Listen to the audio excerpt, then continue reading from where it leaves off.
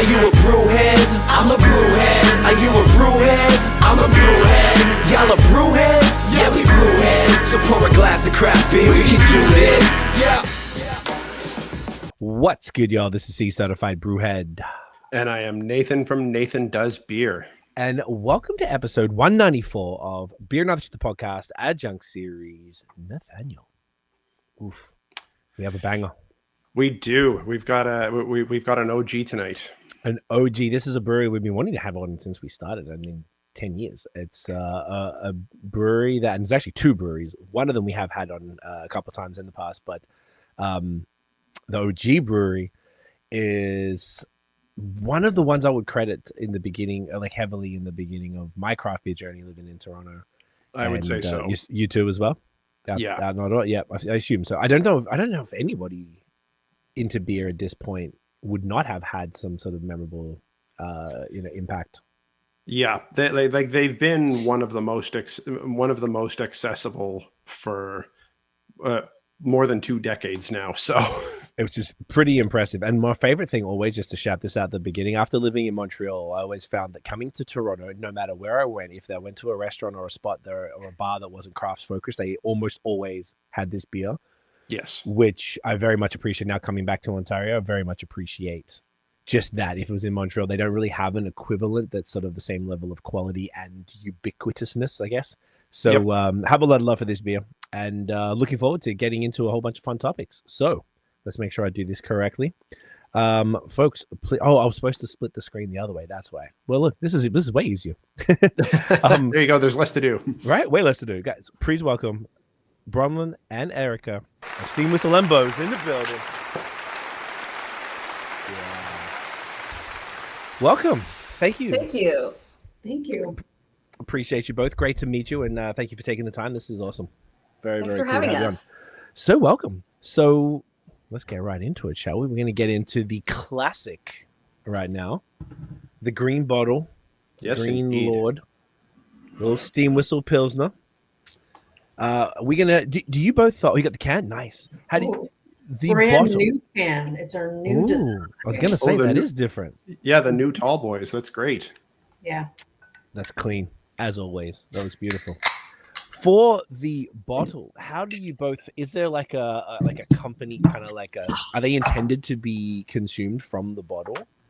Would you say, or is it kind?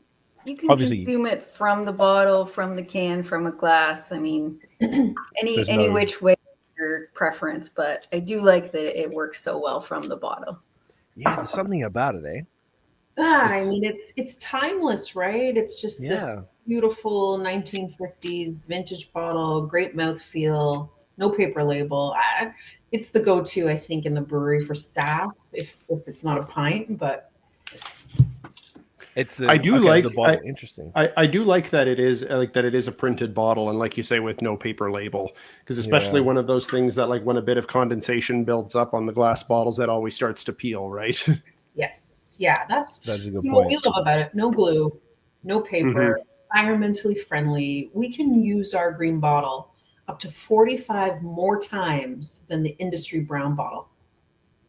Interesting. Why is that? Is that just like the properties of the specific glass, the green glass? Yeah, it's a heavier weighted glass. I mean, we've got bottles that come into the float from recycling and beer store pickups that are literally 20-year-old bottles that are still in our rotation. So, I think part of that is this great glass, super thick, and the printed label. It lasts forever.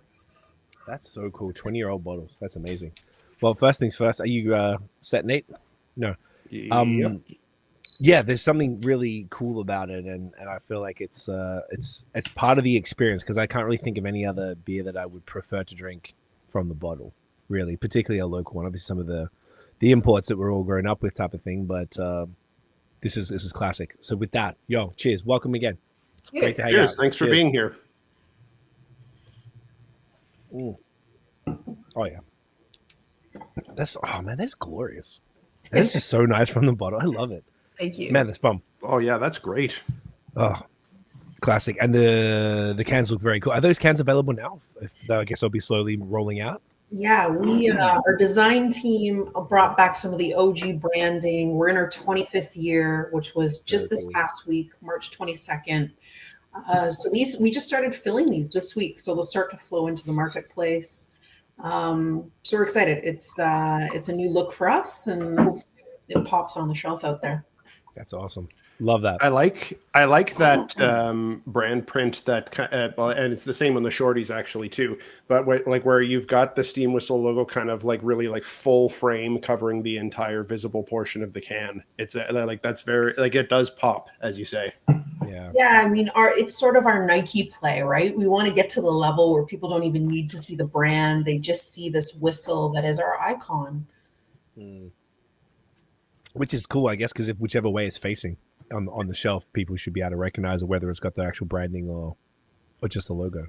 That's very cool. Yeah, I mean, Steel Whistle Green, I think it's one of our biggest brand strengths, right? It's Big we're time. 25 years into it. Our first year, we only made those bottles in 12 packs. That's all that ran on the line year one, 25 years ago. No way. Okay, and then started moving into cans, right? Pretty soon after, like year 2, I guess. Yeah, you know what? It was Yeah. funny. We were against it. We ended up launching a 500 mil because we wanted to compete with those European imports, right? And so, we can thank, I think, the LCBO who really groomed the consumer on tall cans. It was bottles, 6-pack bottles for years on those shelves. And then mid 2000s, we finally launched a 500 mil, which was a little crazy as a craft brewer. But we wanted to compete with, green bottle imports on those shelves and cans. Right. Was that the reason for the original green bottle? Was specifically to like market positioning? It was, right? Late 1990s, Stella Heineken, they were all the rage in Ontario. Imports were growing, early 2000. And Greg Cromwell, Sybil thought, listen, if we're going to make a Czech European style Pilsner to compete with these global imports that were infiltrating Canada, we needed to be perceived as, a world-class brand competing with these imports made right here in Canada. That's awesome. Love to hear that. Is there anything you guys can speak to as far as the beer itself? Like, obviously, if you're in Ontario and you drink beer, and you're listening to this or watching this, like you've had Steam Whistle, like absolutely. But is there anything we can speak to on the recipe? Not like details as such. Obviously, I imagine it's pretty well guarded, but just about the beer. Like, obviously, it's a beautiful kind of, I guess, European style Pilsner is probably a simple way to look at it. I mean, it takes a lot of influence from European style Pilsners. Right. But I would hesitate to say that, it's full European style. I think there's a lot of North American influence in it.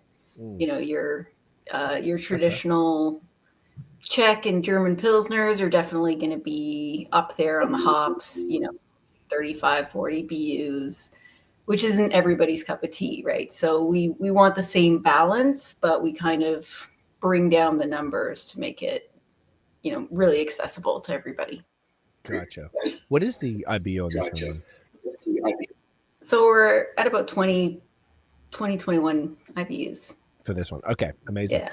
Do you know what? Notice it's like a bit drier in the body, so you just, you'll get that classic Pilsner, slight lingering bitterness in the finish, but because it's drier, it's not, it's not quite as, or I guess it's just a little more drinkable. Gotcha. I can definitely see that. Yeah. Are you at liberty to say with any hops that are involved in this? Yeah, for sure. Yep. I mean, we use the classic Czech Saz hop. Okay. We use another Czech hop, Kazbek.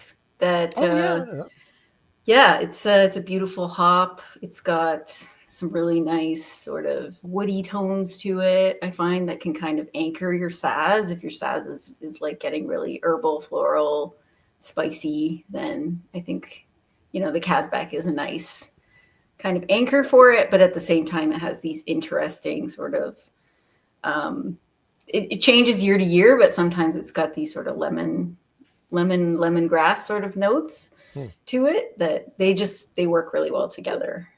We use some German hops in there as well. It's not Czech all the way, but it is all European hopped. Okay, bit of a melange. Okay, amazing. So this is fantastic. All those descriptors are on point. The one of the things I remember in the beginning, I'm obviously I'm from Australia, but I moved to Toronto in 2010. When I was getting into beer, I always remember people like, "Oh man, you got to go to Steam Whistle and have the unfiltered version." Could you just briefly touch on that and the difference and potentially like I've had it in I've been there and had it and it's fantastic, but just to maybe just speak to it, where that came from and sort of the main, obviously the filtering, but the differences potentially in the end product between the classic and the unfiltered. Yeah, it's we don't do anything different with the process other than exactly that. We just don't filter it in the end. So you are going to get that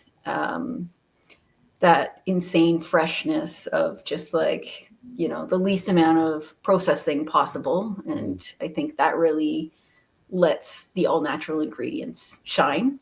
The yeastiness might be kind of polarizing for some people. I happen to like a little bit of yeastiness and sulfur in a lager. I think it's kind of nice. And especially in an unfiltered beer where, the part of the point of it is like it's as fresh as could be. It's it's fairly young. It just makes it a little bit more satisfying. So yeah, I think other than appearance wise, the main thing is difference is sort of that slight yeasty, bready, sulfury aroma that you get on the unfiltered, which is like a little bit more maybe accentuating the malt and hops on the filtered only, a little bit more neutral. And then the yeast itself, I think it does change the mouthfeel a little bit. So people kind of experience it differently. I love to talk to people about it because some people are like, oh, it's got a creaminess from the yeast and it's got like a bit more body, so it's less bitter. And then other people are like, oh yeah, the yeast bite gives it more bitterness. So it's just kind of proof that like small changes in a balanced beer can really affect your perception of it. Interesting. Have you guys ever packaged it before, or is it just straight draft at the brew pub? Just draft. Yeah, Just draft. Just draft. That's part of the experience at the Roundhouse. Get something you can't get anywhere else. Compare it with Steam Whistle. But yeah, I mean, it looks incredible, especially when you pair it with Steam Whistle Pilsner in the tap room or in our restaurant. It's interesting. We're talking about it this week because Jay's home opener is tomorrow, which is a big driver of what goes on at the Roundhouse. We're across the street from the Rogers Center. And I will tell you, in the summer months, Jay's games, we sell more unfiltered in a week than everyday Pilsner because it's just so exclusive when you're visiting the tap room. It's pretty interesting. Interesting. Now, did I hear to kind of pair it with with the pills in restaurant? Is the unfiltered available in any restaurants, or is it really just in the Roundhouse? Really is just Roundhouse. I mean, okay. We've toyed with this idea. I mean, hey, we've taken it to beer festivals. We've taken it to some really great craft beer bars that, want to put it on as a rotational line for a special event. But it hasn't been an everyday draft beer we're out there delivering. It's pretty exclusive right now at the Roundhouse. We have toyed with this idea recently. It's our 25th anniversary. Do we do a little launch and allow it to pour in bars and restaurants? So we'll see. We'll get through some things. That's a cool idea, actually. Yeah. Like once again, I do like because obviously you do one thing well is the that kind of always been the motto, and I absolutely respect that. And that you do have to have something extra to people who want to come down for, which is super cool. But I mean, 25 years is it's no small feat. It's pretty cool. So yeah, I think that could be pretty fun. So people can, I guess, keep their eyes open for that if that goes down. Very, very cool. So thank you for that breakdown. So, okay, we can go two different directions here. Normally, like I was explaining off air, we would want to get into both of your beer histories. Maybe we do that first, and then we can get into the history of Steam Whistle itself. Yeah, whoever wants to go first, I'd love to hear how you both got into craft beer and sort of, quick span through your careers and to end up at Steam Whistle and what you and Beau's and what you do there. Erica's got a much more interesting background. Let's have her go first as our brewmaster. Okay. Sure thing. Yeah, I got interested in beer in my 20s, kind of living on the cheap as a student and and just going to the LCBO with friends and, starting to discover some of the beers there available, just expanding kind of what I thought beer was. I think one of my gateway beers was definitely Hobgoblin back in the day. Yes, great one. Where I was like, wow, this is beer. Like there's so much flavor. And then just started homebrewing with some friends and exploring the world of beer, the possibilities of flavor and getting more into the science of it and trying to understand the fundamentals, cleanliness being important. And okay, what is this whole yeast thing? What is going on? Science definitely wasn't my strong suit in school. But then after, homebrewing for a few years and working at a homebrew shop here in Toronto for a couple years, just getting to know kind of the craft beer scene a little bit. I was like, I think I know that this is a passion of mine. I really, want to learn more. So I took the plunge and went to brewing school in Germany. And Amazing. When I came back from that, I think I worked at a couple smaller craft breweries here in Toronto, and found myself at Steam Whistle. It's been just over 15 years now. Wow. Yeah, quite a while. So, that's awesome. Started just shift brewer, made a lot of Pilsner down at the Roundhouse.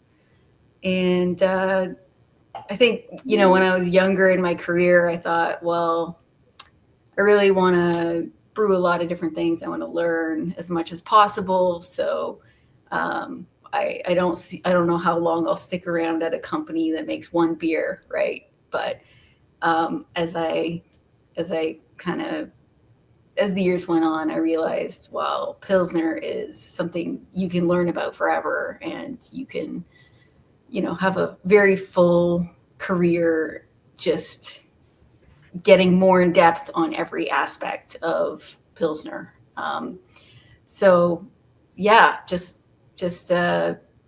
Worked my way into the Brewmaster position in 2020.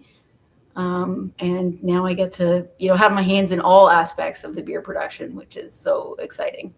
That's awesome. So the Brewmaster role is, are you physically brewing, or are you just kind of like managing at this point and quality checking? Like what's that compared to say when you were doing the shift brewing and stuff? Yeah, I mean, I don't get up onto the brew house enough. I go up when we are working on, some trials or innovations, and it's always like home, I guess. The smell of it, the warmth of it, especially in winter. But I think, it's a bit more of overseeing the quality department, making sure that everything is on spec, working on special projects, innovation, process improvement, a little bit of everything, I guess. That's one of the things I love about the job is it's so many things together. That's so cool. Good for you. 15 years. Wow, that's amazing. Very, very cool. Okay, amazing. Thank you so much for that, Erica. So, Bromlyn, tell us about your story. How did you get into beer, and how'd that get you to here? Yeah, I've been in beverage alcohol, mainly breweries, for 25 years myself. I started in the LCBO. I was pretty young, fresh out of school, but it was great. I was over at the head office in a merchandising role, visiting 65 LCBOs in southwestern Ontario. And I did that for about 4 or 5 years. And in 2004, Steam Whistle was my beer of choice. So I'm in LCBOs all day long. And it was my go-to, first and foremost, because I was attracted to the brand, the packaging. Like, it was definitely reading beer like a book. But it became my go-to. It was my every week beer and what I loved drinking. And so I bugged Cam and Greg, our co-founders at that time, for about 1 year straight. I went to that tap room at the Roundhouse every month, dropped off my resume. I wanted to get into beer. I grew up in a small town. Beer was just part of socializing. You would load up a cooler and head down to your neighbors down the street for the pool party. It was just part of what I knew growing up. I loved consuming it. And it was just always, for me, it was always a positive, experience in life. And so bug Cam and Greg. And in 2005, they were getting ready to open up Alberta. So they took their, at the time, LCBO sales rep, retail sales rep. He trekked across the country in a vintage vehicle, steam whistle 1957 Chevy, to open up Calgary. Wow. And I took his role. I knew the LCBO. I was pretty young. I was ready to run around. So I was visiting beer stores, LCBOs at that time, from Thunder Bay to Ottawa and everywhere in between. Loved it. This is 2005, 2006. You're selling a Toronto-based craft beer all over Ontario. What is craft? Oh, you're from Toronto. So it was an interesting, experience. For me, it created quite a tough shell. You're in a car. That's your office. You're running around trying to build a territory. So I did that for a number of years. And I had no intentions of leaving Steam Whistle, but I did want to learn more about Canada. I wanted to learn more about other beers so I could build my career. So I went out to another competitive brewery, was there for a few years. Greg Taylor calls me back. 2014, would you come back? So I came back to Steam Whistle, and I came back with more experience. And at that time, Steam Whistle was ready to scale nationally, open up all the other provinces, East Coast, West Coast, Quebec. And so I had that experience. Left in 2017, consulted for a number of craft breweries. It's what my passion and love is. I love building brands. I love creating, incredible products for consumers. I just think the beer market and industry in Canada at that time, it was off the charts. There's a new brewery and a beer being launched every week. It was an exciting time in the industry. So went off, consulted, worked for a restaurant group that was a key account. And then I came back about 3 years ago. So this is my third round at Steam Whistle. And what always brings me back, it's really easy. My love of the beer, the company itself, what we do as a business, this mentality of being a good beer folk. And honestly, I get to work with incredible people every day as a president, managing everything from operations, selling, marketing, our hospitality spaces. And it's never been more fun. The market's changing, the industry's changing. And now, I think we've got one of the best beers out there, and we want to keep growing it. So, here I am today, 25 years into beverage alcohol. So that's a cool story. That's awesome. Third time. They can't get rid of you, huh? Keep coming. Yeah, I think third time's a charm. I don't know. We'll see. That's awesome.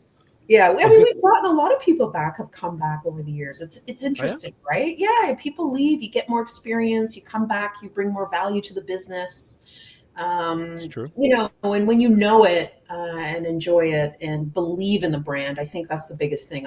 There's a lot of people that work in our brewery day in and day out. And Greg Taylor, our co-founder CEO, his idea of creating this brand and brewery was, you want to wake up Monday morning and not dread your job for the week. And so we've created this culture that Sunday night, you're not dreading going to work for the week. And so, culturally, I think we've just got a phenomenal, group of people. And, it's fun. It's not easy. There's years you're thriving. There's years you're surviving as a craft brewer. And it's never been more difficult. But, we got a pretty cool team at this brewery. That's amazing. I've always been curious about this. What is the actual difference, at least specifically at Steam Whistle, between, say, Greg's role as CEO and then your role as a president? Yeah, good question. One of the reasons I do come back, Greg and I have a pretty good dynamic. I think we're kind of, we got different nuances on what we do. Greg's job ultimately is to make sure that we are, building the business, doing what's right by our shareholders, our board. You have to build a business. It doesn't matter what you're in. I don't care if it's beer or, some other industry.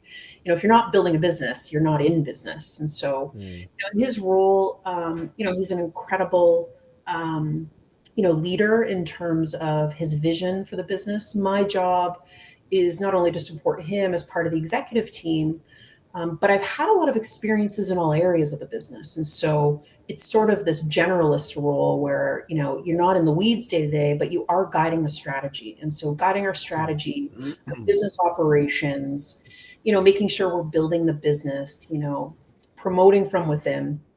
And so, I mean, Greg is very, very much involved in the business. He is not sitting in an ivory tower in some office. I can tell you that. Yeah.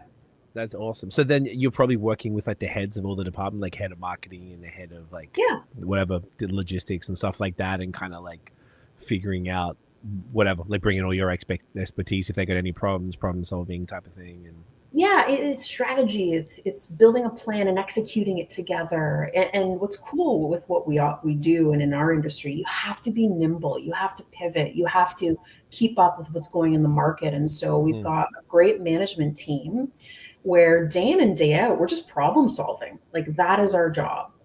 And, you know, of course, you've got to keep the train on the track. I think Erica's probably falling short on what her job is. Her job is to make sure that we've got the best possible beer on the shelf.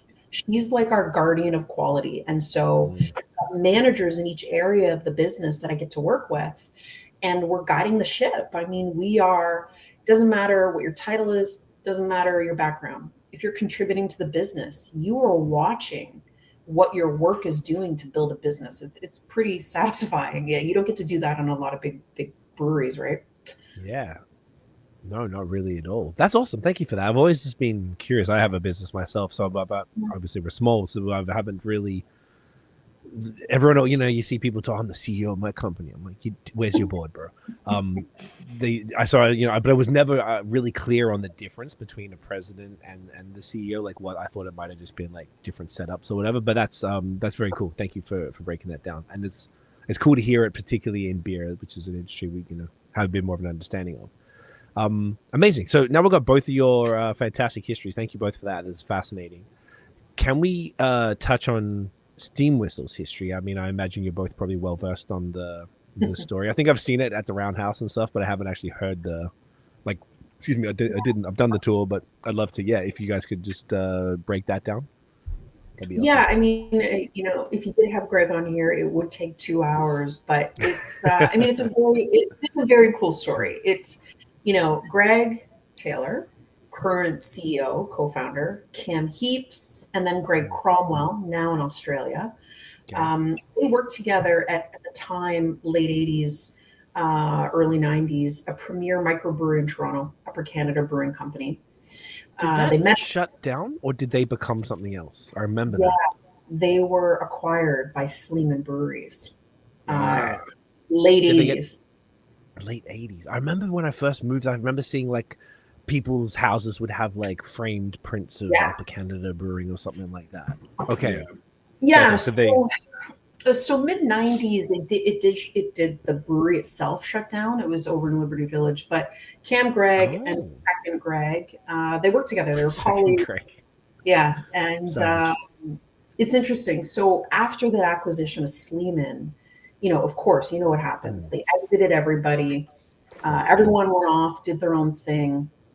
And, you know, every year they would connect because part of the culture at that time at Upper Canada was an annual canoe trip up in Algonquin. And so they got together as ex-colleagues. You know, Greg went off and sold pizzas and ATMs, and Cam was doing a couple of things. Like, these guys were just doing it all. Greg Cromwell actually ended up moving to Australia, runs a farm out there right now. So he's not involved in the day-to-day, but they all still connect quite often. So they go up to Algonquin. This is 1998. And of course, everyone passes out. These three guys stay up. They're around the fire with Sybil Taylor, who is now Greg Taylor's wife, a big part of creating this brand and beer and history. And so here they are talking about what they wanted to do. They missed beer. They wanted to get back into beer. And so everyone's passed out. These guys are around the fire and they say, listen, let's start a craft brewery again. It's what we know. It's what we love. And that's where they came up with this idea of Three Fired Guys Brewery. And so you will always see a little 3FG on our cans, our bottles, our cartons to signify this originating idea about Three Fired Guys. And, you know, the whole vision from day one. Yeah, you'll see a 3FG at the bottom of the bottle. Can you see that there? So keep going. I'll try and get this focused. Yeah. So what's cool about this is before finding the Roundhouse, before coming up with the name Steam Whistle, their vision was, again, this is early 90s, green bottle beers are on fire across Canada, all these imports are coming in. Their vision was to create a beer that would, compete with the best in the world. So then, here it is, 1998. They start thinking about the beer, what they're going to produce. Sybil Taylor at the time said, guys, I don't think Three Fire Guys Brewery is going to fly long term. So we need to come up with something else. And so the idea of a steam whistle, which, you think of the 50s and 60s, manufacturing was on fire. This idea of ending the workday, that steam whistle goes off in that manufacturing facility. And it's time to go home and enjoy a beer with family and friends. It's just this age of innocence idea. And that's where the name Steam Whistle came from. It wasn't until literally 99 that Cam and Greg stood on top of a building in Toronto and said, where are we going to put this brewery? They were hunting for facilities and spaces all over Toronto. They knew they wanted to be in the heart of the city. And they looked upon the John Street Roundhouse. So in 1988, the John Street Roundhouse, home of the Canadian Pacific Railway, that's where steam locomotive trains would make their trek across Canada, make their stop in Union Station. They'd head down to the Roundhouse for cleaning, repairs, you name it. That's why we've got all these bays, the turntable out front. And these guys said, listen, we've got to be in this building. I mean, it was a dirt floor. It was totally derelict. It was laying dormant since 1988. So Cam Heaps, his mother, was a real estate agent in Toronto. They call the for lease sign in front of the Roundhouse saying, listen, we want to open up a brewery. And they're like, what? And he goes, yeah, this is Cam Heaps. We want to learn a little bit about, how we could lease this building and build a brewery. And the person on the other line, real estate agent, said, oh, are you Cam Heaps? The son of his mother at the time, a really well-known real estate agent. And they had a meeting with these guys and gave them a lease for 30 years to create this brewery in the John Street Roundhouse. Wow. So, it's pretty cool. So they spent a year working with all ex-good, Upper Canada brewing people, manufacturing, brewers, maintenance. I mean, we've still got our first ever employee working for us. George leads the maintenance team in the brewery. So they built this brewery, had friends and family invest. March of 2022, first bottles off the line. And, here we are 25 years later with Steam Whistle. Cam is still on our board. His father, Frank, who created Upper Canada Brewing Company, is also on our board. It's a phenomenal story. It's a Canadian success story. And we're hoping to do this for another 25 years. That's so cool. I love that. I could go on more too. Yeah, as long as you like, but no, that's a great part of the story. That's very cool. I remember that 3 Fire Guys thing. Is there stuff in the brewery about that, or they talk about that on the tour? Yeah, we talk about it on the tour, and we call them Easter eggs. There's all these little Easter eggs around the brewery on our packaging that kind of just take us back to how it all started. That's awesome. I love it. That's fantastic. I love it. Okay, so we've captured the Steam Whistle side. Shall we move on to the next beer if y'all are ready? Yeah, I think it's about that time. Yeah. What's I guess Eric, that whole bottle just went right away. We usually That's when we happens. do these pods don't. Yeah, exactly. We usually don't finish all of them, but that just went away too easily. Way too easy. It's glorious. I guess Ready Erica, for my next also. let's go. Okay. Yeah, we got to go into the next classic would be Lagered, of course. Of course. We're taking it over to the BAOS side. Yes. Another Ontario classic, and I would say like a beer that a beer that introduced a lot of now Ontario craft drinkers to craft. Like Lagered was one of their first for I think for a lot of people in Ontario. Oh, no question. It was I remember that when 2011 they had at the LCBO. I lived at Bloor in Ossington, right by the station. There was LCBO there, and we started doing the little selfie thing. We had to do 365 days of beer. So I was like, all right, we're just going through all the European stuff. Got bored, And well, you finished it all, and then we're like, all right. And the only stuff they had Lagered. I think they had Wellington would have been there at the time, all in bottles. Yeah. There wasn't too many other, aside from Steam Whistle, of course, like other local stuff, and just like the big brown 650ml bombers of Lagered was such like Yes. so you just associate it with Ontario. It was such a big beer. Yeah. Funny Yeah, story about the first batch of Lagered. Please. 2008, 2006 was when Steve and Tim Beauchesne, father son, created a BAOS. And the first batch of Lagered famously froze during their first production run. And even though this happened, that beer turned out incredibly well. And guess what? It won its gold at the Canadian Brewing Awards. That was their first production run of Lagered in those 600 bomber bottles. That's I remember amazing. getting to taste that beer at the Golden Tap Awards at Beer Bistro that year. Oh, Beer Bistro. Damn, that's a And throwback. Beau's won Best of the Fest as well with that beer. And I remember how excited Steve was. Like, running around the event, just so pumped that his beer, had won and that it tasted that good. That's amazing. Can't believe That's you pretty got to crazy. try that. I did not know that. That's cool. Was it much different to what we're drinking today? Well, the ice beer, yeah, it was a little different. I think the recipe evolved a little bit over the years, as things do, right? As you refine, as you learn more about, what your customers want and what works on your equipment. Mm-hmm. Now that we're producing this beer with Beau's, it's definitely changed a little bit. As soon as you produce it in a new facility, it's just going to impart different characteristics from different equipment, right? So flavor matching is a really interesting part of when breweries merge. And I was so excited. We have this piece of equipment, a wet mill for our malt, which not a lot of breweries do have. It's great on efficiency. And I just absolutely love the character that you get, the malt character that you get from a wet mill, which works so well for Pilsners and just a lot of your kind of like everyday drinking beers that, aren't too aggressively flavored, because it just brings this like beautiful mid palate to the malt character where it's just so smooth.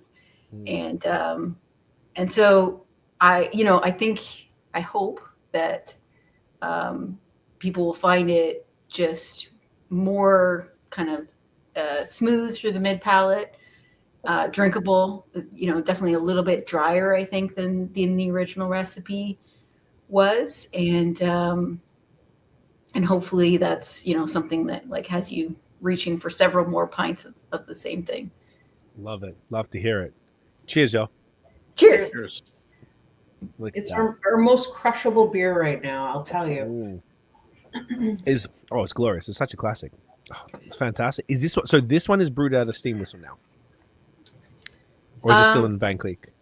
Yeah, so there's still a bit of brewing going on in Van Cleek, but it's more of the like small batch stuff for the tap room, innovation side.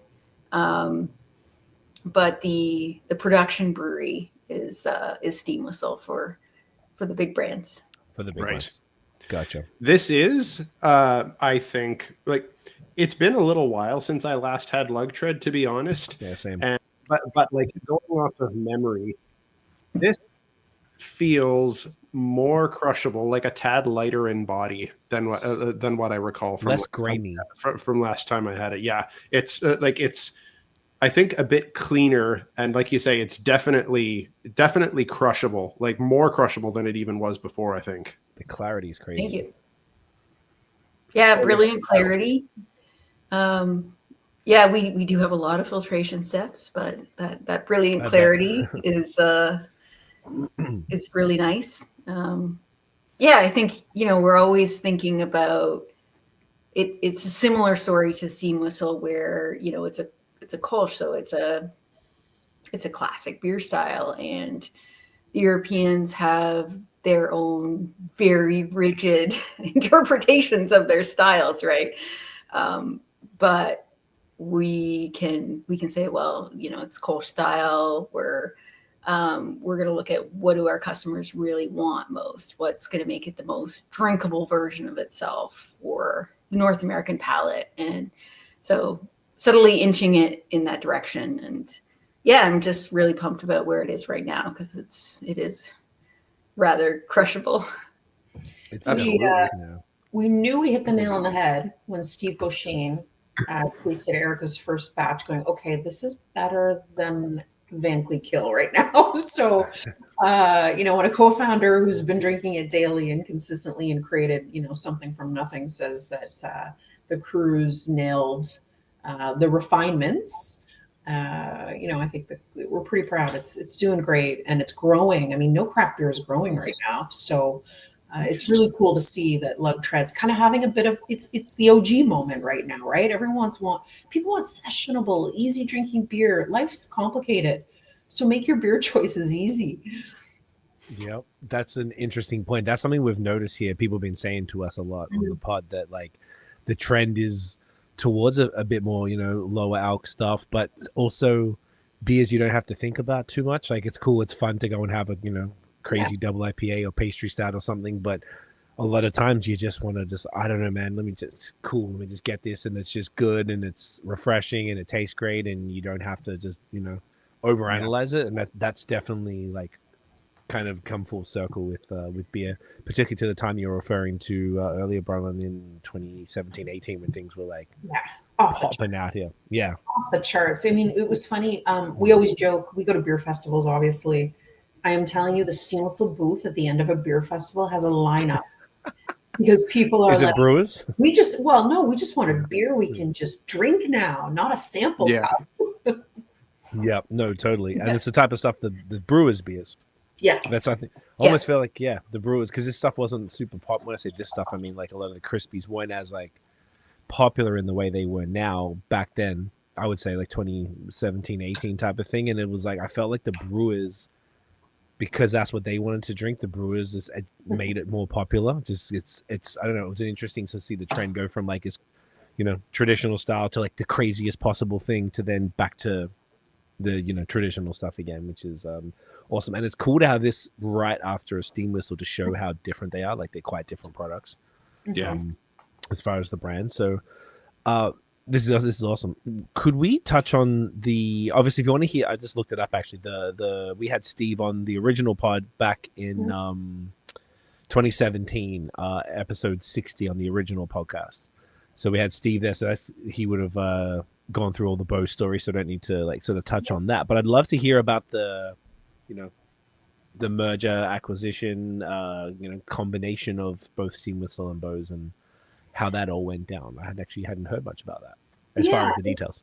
For sure. And I mean, it was interesting. I mean, 2017, Beau's was just on fire. We looked at Beau's at Steam Whistle as our direct competitor. They dominated Eastern Ontario.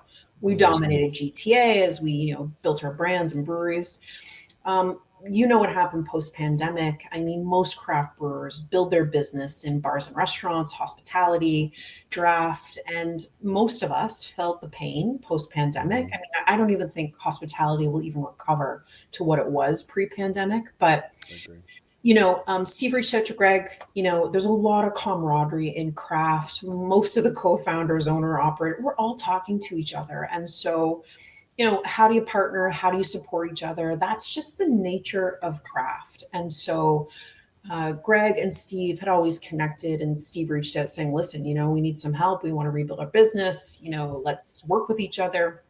And so really what happened in 2022 is, both of us thought, what can we do to partner? And so we did merge our businesses, really just to simply strengthen, their position, our position in the Canadian craft beer market. It allowed us to maintain our brands, our tap rooms, and then we benefited from combined resources, right? from production to selling, marketing, distribution. And, we always had really cool shared values, I think, for our communities, what it meant to be craft brewers. And so that just kind of snowballed a year later, and we started seeing efficiencies. We started seeing growth. We started, becoming the number one and number two total volume brands in Ontario. It was powerful. Wow. And we were building our businesses. And so after that first year, we did acquire the brewery. We've done our best to keep the integrity of the business, the brands, the beer, what Beau stood for. It does live on its own. I think most consumers would never know. But it's been a great experience. We work closely. Steve's on the board. His wife, Karina, runs the tap room in Van Cleef Hills today.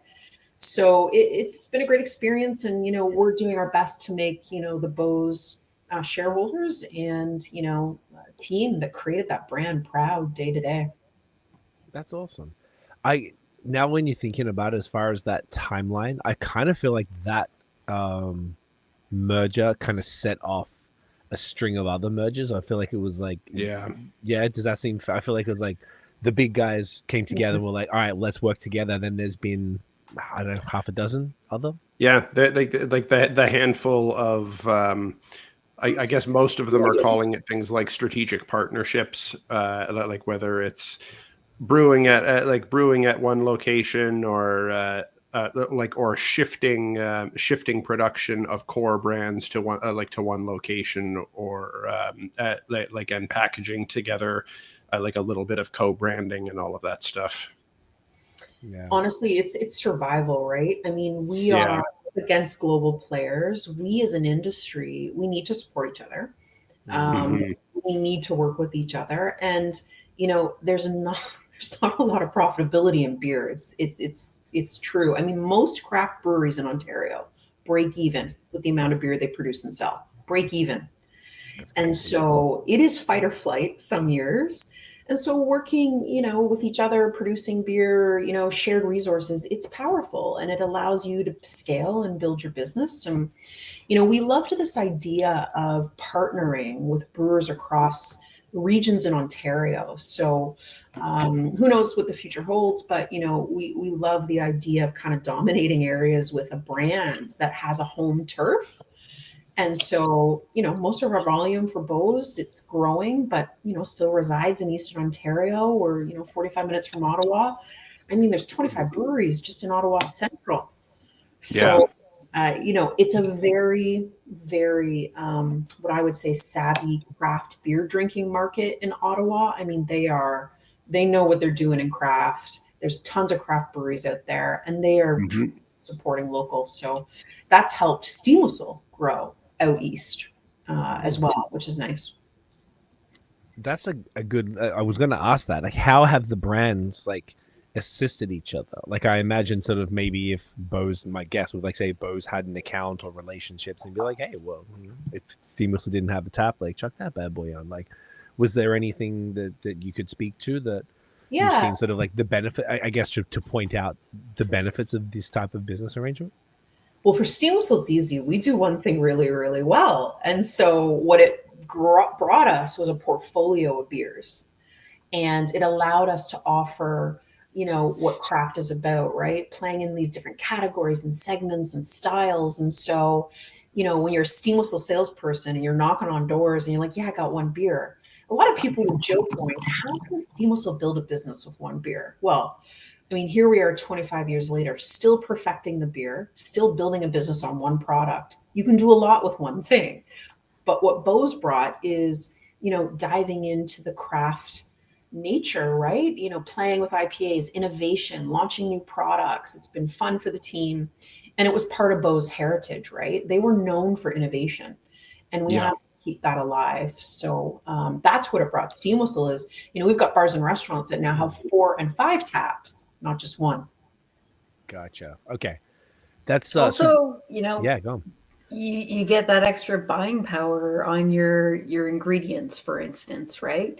Good point. You all of a sudden you're in the next kind of echelon of being able to dictate your terms of quality, right? Because you're doing it for 2 businesses, and you get those shared experiences of the combined team to just like elevate your products and to help like engage the team always, I don't think a lot of craft brewers get into brewing because they want to make one thing, I was the same, right?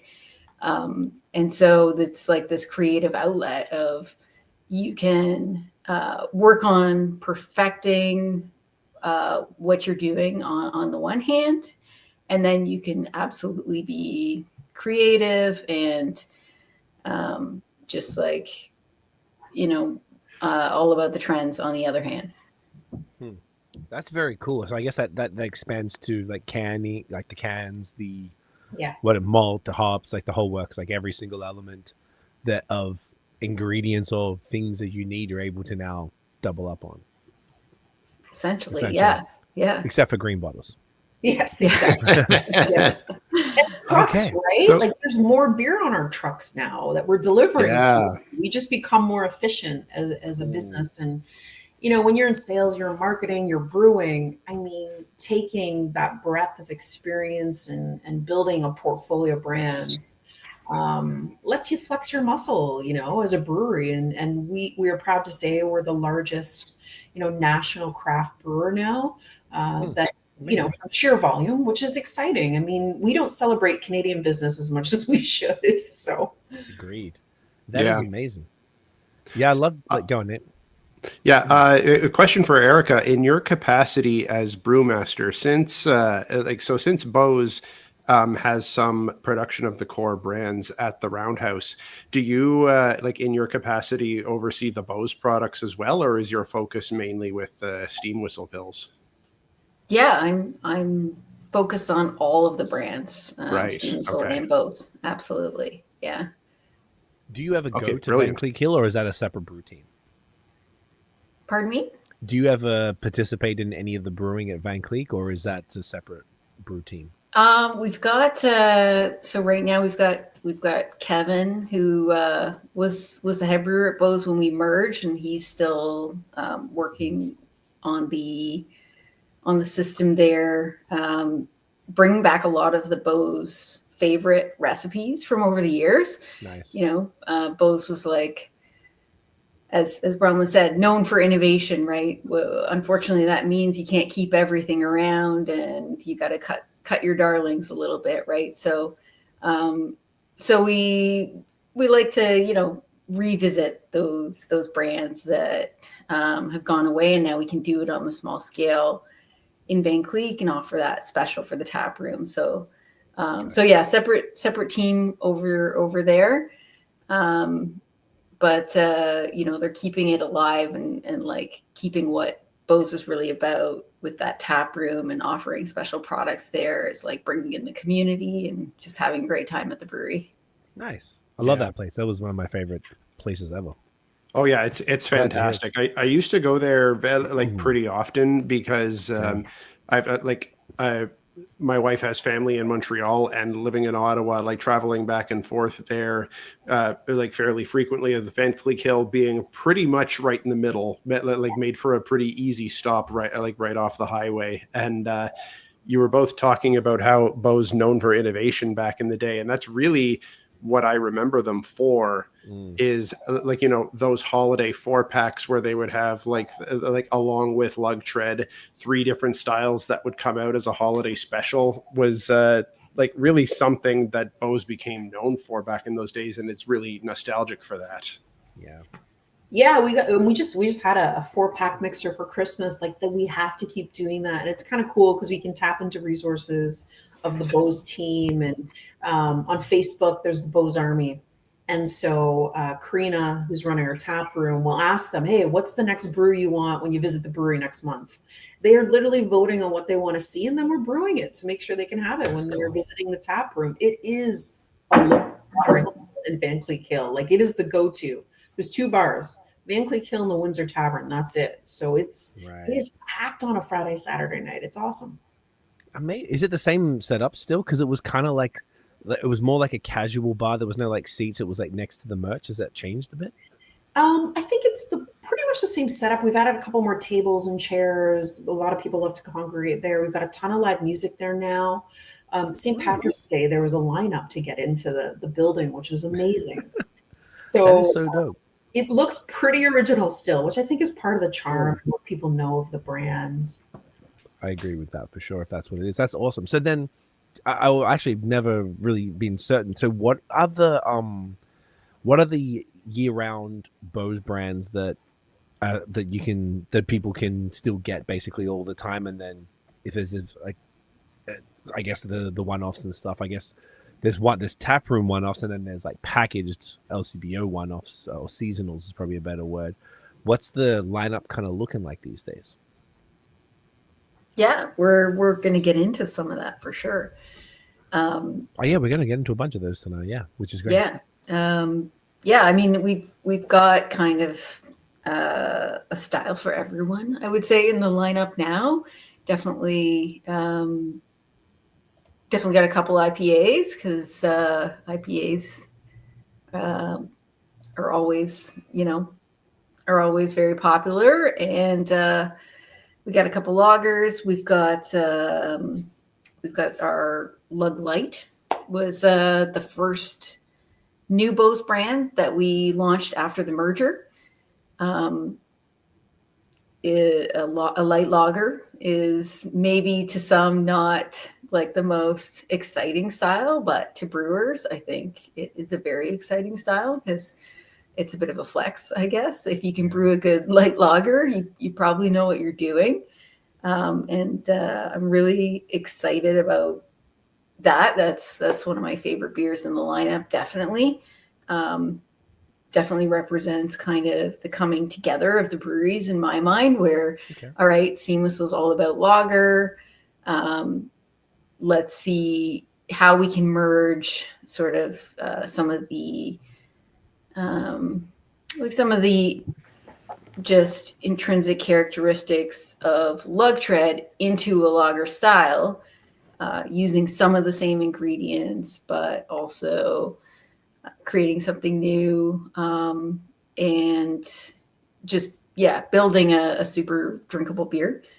And then we've also got kind of some of the breadth of beer styles available out there in the lineup. So, we've got like a stout that we've done the last couple of years that I think we'll get to tonight, probably a little later on. We've got the Crème Brûlée stout. And then we've got like an amber as well that we're just launching, that is, I would say it's kind of like the modern dad beer, if you will, where it's got some of those like amber, malty, fruity notes to it, but then in classic steam whistle / BAOS style, just dry it out, make it drinkable, make it approachable. A little bit of everything. Bit of everything. So total, sounds like there's probably like 8-ish, something like that. That's kind of year round. I think in total we got like 6 cores, and then we got a few seasonals, like rotating generally stuff. 2 to 4 or 5 seasonals a year. Yeah. They go for distro. Yeah. Aside from if people want the fun stuff, because like the funnest stuff that is definitely at the tap room. Then I remember I think it was like, went there for my birthday in like 2015. I was a little lit, and I was like, "Fuck it, let's do it." And I got that. I don't know if you remember. There was the name of it was like a program where you got a beer every month, and you got like these glasses. Oh, Greener Futures. That's what it was. Yo, that was some of the best beers I had at the time. Like those were nuts. Because they were like fun blends of like 2 of the different beers. And it was like, bros were the only ones doing like the group beers, which were like hella weird, but like they kind of worked. Yeah. It was like they were the OG like innovation brewery. I remember that. I had that membership too. Yeah. Around the same time? I can't remember what year I started it. It might have been more like 2016, 2017. Oh, so it might have been a crossover. I still got maybe 2 bottles left in my cellar still. I wonder how they're holding up. Because I know they got the Is it a pop top or a twist top? I think it's a twist top, isn't it? Well, One of those 650s. Yeah, well, they had the ceramic pop top with lug tread. They did that for Okay. Halloween seasonals, and then it was a twist off crown on that 600 ml bottle. It's a twist on the lug tread. Do either of you remember if those the greener futures were a twist off or a pop? I'm kind of I don't know how long they last for. It's been what? Is that 8 We'll years wait or if something? you want to go to your cellar because I'm really interested. Oh, I could totally grab them. I'll grab them to show. I know exactly where they are. I'll grab them in a sec then. The other question then, okay, so yeah, that's fantastic. Thank you for breaking that down. That's really fun. The other question I had as well, and this is kind of tying into something that we might touch on later.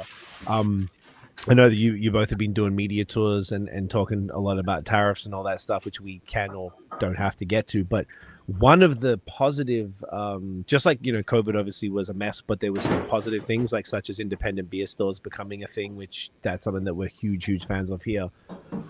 One of the other things that I've seen a lot of people talk about is the opening of the borders across the provinces for trade. But as Bromlyn, you were talking about before, like the Steam Whistle was a national brand. You said when you went back, when you finally got the promotion, when the gentleman went to Calgary. So how does, I don't know if you can speak to this or if it's complicated or if it's not something that you're supposed to talk about. I actually don't know, but is there any way that you can just touch on how Steam Whistle and then BAOS have been able to become a national brand? Because I think that's I remember living in Montreal when Steam Whistle came. They painted the deck near my house all green with the logos. I was like, yes, that was so cool. Because you just didn't have anything like that regularly available, and I was like, okay, finally, maybe we'll see it around. But yeah, how did that work? Because I know that's something that a lot of breweries have aspirations to, or if someone in Vancouver wants to order something from Toronto, they can't, and vice versa. So is there anything that you could sort of shed some light on that at all? Yeah, I mean, there's kind of two parts to it. I mean, we can talk about trade barriers. It's challenging for wine, spirits, and beer, which they do need to break that up. I think we're all feeling positive about that. Federal, provincial governments working together to open up these trade barriers. I mean, a great example is in Newfoundland. Okay. You have to brew your beer in Newfoundland to get into the convenience stores. It's crazy. Wow. How are we offering Canadians choice and selection with some of the best beer across the country? So, the profitability, the different excise and tax structures by province is different. Mm-hmm. For us, the idea of being national is, on our can at Steam Whistle, our bottles, since day one, it says Canada's premium beer. Our aspiration was to be the most respected, and we're still working towards that, brewer in Canada. And so, the vision was to be national. And to be honest, our mentality was send our own people. So every market we opened up, we sent people that were homegrown, working in the brewery, wanted to create a life, were willing to pick up, pack, and launch our beer. Alberta was number one. 2 years after that was BC. And then we kind of filled in the gaps. And over the years, we put our own people out there. They lived and breathed good beer folk mentality. We call it bleed green. And so we'd send out our vintages to these markets, make a splash, have 4 or 5 guys and gals on the road selling and marketing the brand. And, you can do it. It's not easy. But you can build a brand, and you got to do it with your own people. You have to do it. Okay, that's so obviously you got the sales force on ground. That I couldn't agree more that that's got to be the only way. You need boots on ground. How does because I don't really understand it. I thought that if you wanted a presence, say whatever, you're from Toronto, you want a presence in BC, you got to brew it there. So maybe there's some, you don't have to. You don't have to, but we did. I mean, there is some history to what we've done over the years. I mean, it depends on the province. You can definitely, ship your product, between different provinces. There's different tax structures. There's no doubt if you brew your beer in the province you want to sell in, it's easier. You appear to be local. Less freight, less, resources to get your beer across the country. And then, over the years, we did partner with a great brewery out in Victoria, Phillips Brewery. We thought, listen, we want to make our beer fresher, shave a little bit of, the freight and distribution there across the country. It is not easy shipping beer in the middle of winter on a train, if you can imagine, across Canada. So we've had some beer freezes over the years. But we have produced our beer with partners. I think in the end, what it comes down to for us is the perfectionism we have. I mean, we always joke, you know, we're trying to be in the Olympics, and all we do every day is try to be the best to win the gold medal. You're never done, but you dedicate your life to creating the best beer. We feel we're the best people to make our own beer. And so we do make it in Toronto and ship it from East Coast to West Coast. And, you know, the team's done a great job to make sure it's the best experience people can have. But, you know, you got to have your own people in those markets living and breathing the brand and building, you know, what you can as a craft brewer. I am excited about what's coming, though. I think these interprovincial trade barriers, I mean, it's a little bit crazy. They got to go. It's insanity. It's insanity. Yeah. Even in Quebec, I remember that the SAQ has, and also unfortunately here, the joke is the LCBO aging program. So if you want to get your beer, you got that 12-week waiting period. It's the same in the SAQ. So maybe it'd be okay for a Pilsner or something. Not optimal, but okay. But if you're trying to get an IPA from here to Quebec or something, like good luck. It's dead by the time it leaves the warm warehouse. And like the time alone, you just brought up what I was going to say. Like the time alone is one thing that might not matter as much for a lager, but if it's still sitting on a warm shelf for 3 months, like that's not going to do any beers any favors. It's not ideal at all. I mean, we don't pasteurize. We got to be real with our shelf life. It's only 4 months, you know. Oh, really? Eh? We got to get into our customers' hands and get them to enjoy it in the best possible circumstances, right? And that's tough to do when you're across Canada. Of course. With that lag time, of course, right? So, does shelf life is like a huge part of what I focus on. Is we have to be realistic that the beer is changing day to day, and that we can't 100% control the conditions that it's in once it leaves the brewery. And so how do we build a product that that can be premium? Anybody who's going to shell out any money for this deserves a great drinking experience. How are we going to make sure that they can still have that? And one of the things is, you know, short shelf life, because it's an unpasteurized product that it's better fresh. It doesn't love to travel, right? But there's a lot of ways that you can deal with that and like improve your product to withstand those pressures in your process. And I love that. That's what I do all the time. I love it. Awesome. That's sick. I love that kind of being real with like with the shelf life. That's a topic. It's a frequent topic of conversation, like on the show here, and we're and very often even talking about like with hazy IPAs and whatnot, which of course there's differing opinions on the shelf life of those, but. Even talking about steam whistle pills and thinking like, you know, it's past optimum past 4 months. Like I would have guessed longer, but it's that's good to hear, and kind of good to hear it straight from the brewmaster. Yeah, I mean, we're, you know, because we don't pasteurize our product, it's the reality of what this amazing beverage that we all love is, right? And that unfortunately means we're not competing in the same sphere as the macros that have 1 year or plus shelf life, right? And we do have to, there's a lot that goes into maintaining that freshness and just like bringing the best possible experience for the customer, working with what we have, right? And I just want to make sure that that like if the beer is traveling across the country, that they can still feel like this is a beer they can shell out some dollars for, which one of the best tricks around that is just you've got to control your oxygen every step of the process, right? And I was so excited to come to Steam Whistle and see the type of equipment that they had invested in. I was like, this is a brewer's dream, best in class, best in the world, state-of-the-art equipment. We're absolutely going to be able to control oxygen levels. That's like an absolute huge part of it. Totally. Yeah, it kind of really is. It seems like oxygen is the brewer's nemesis as such.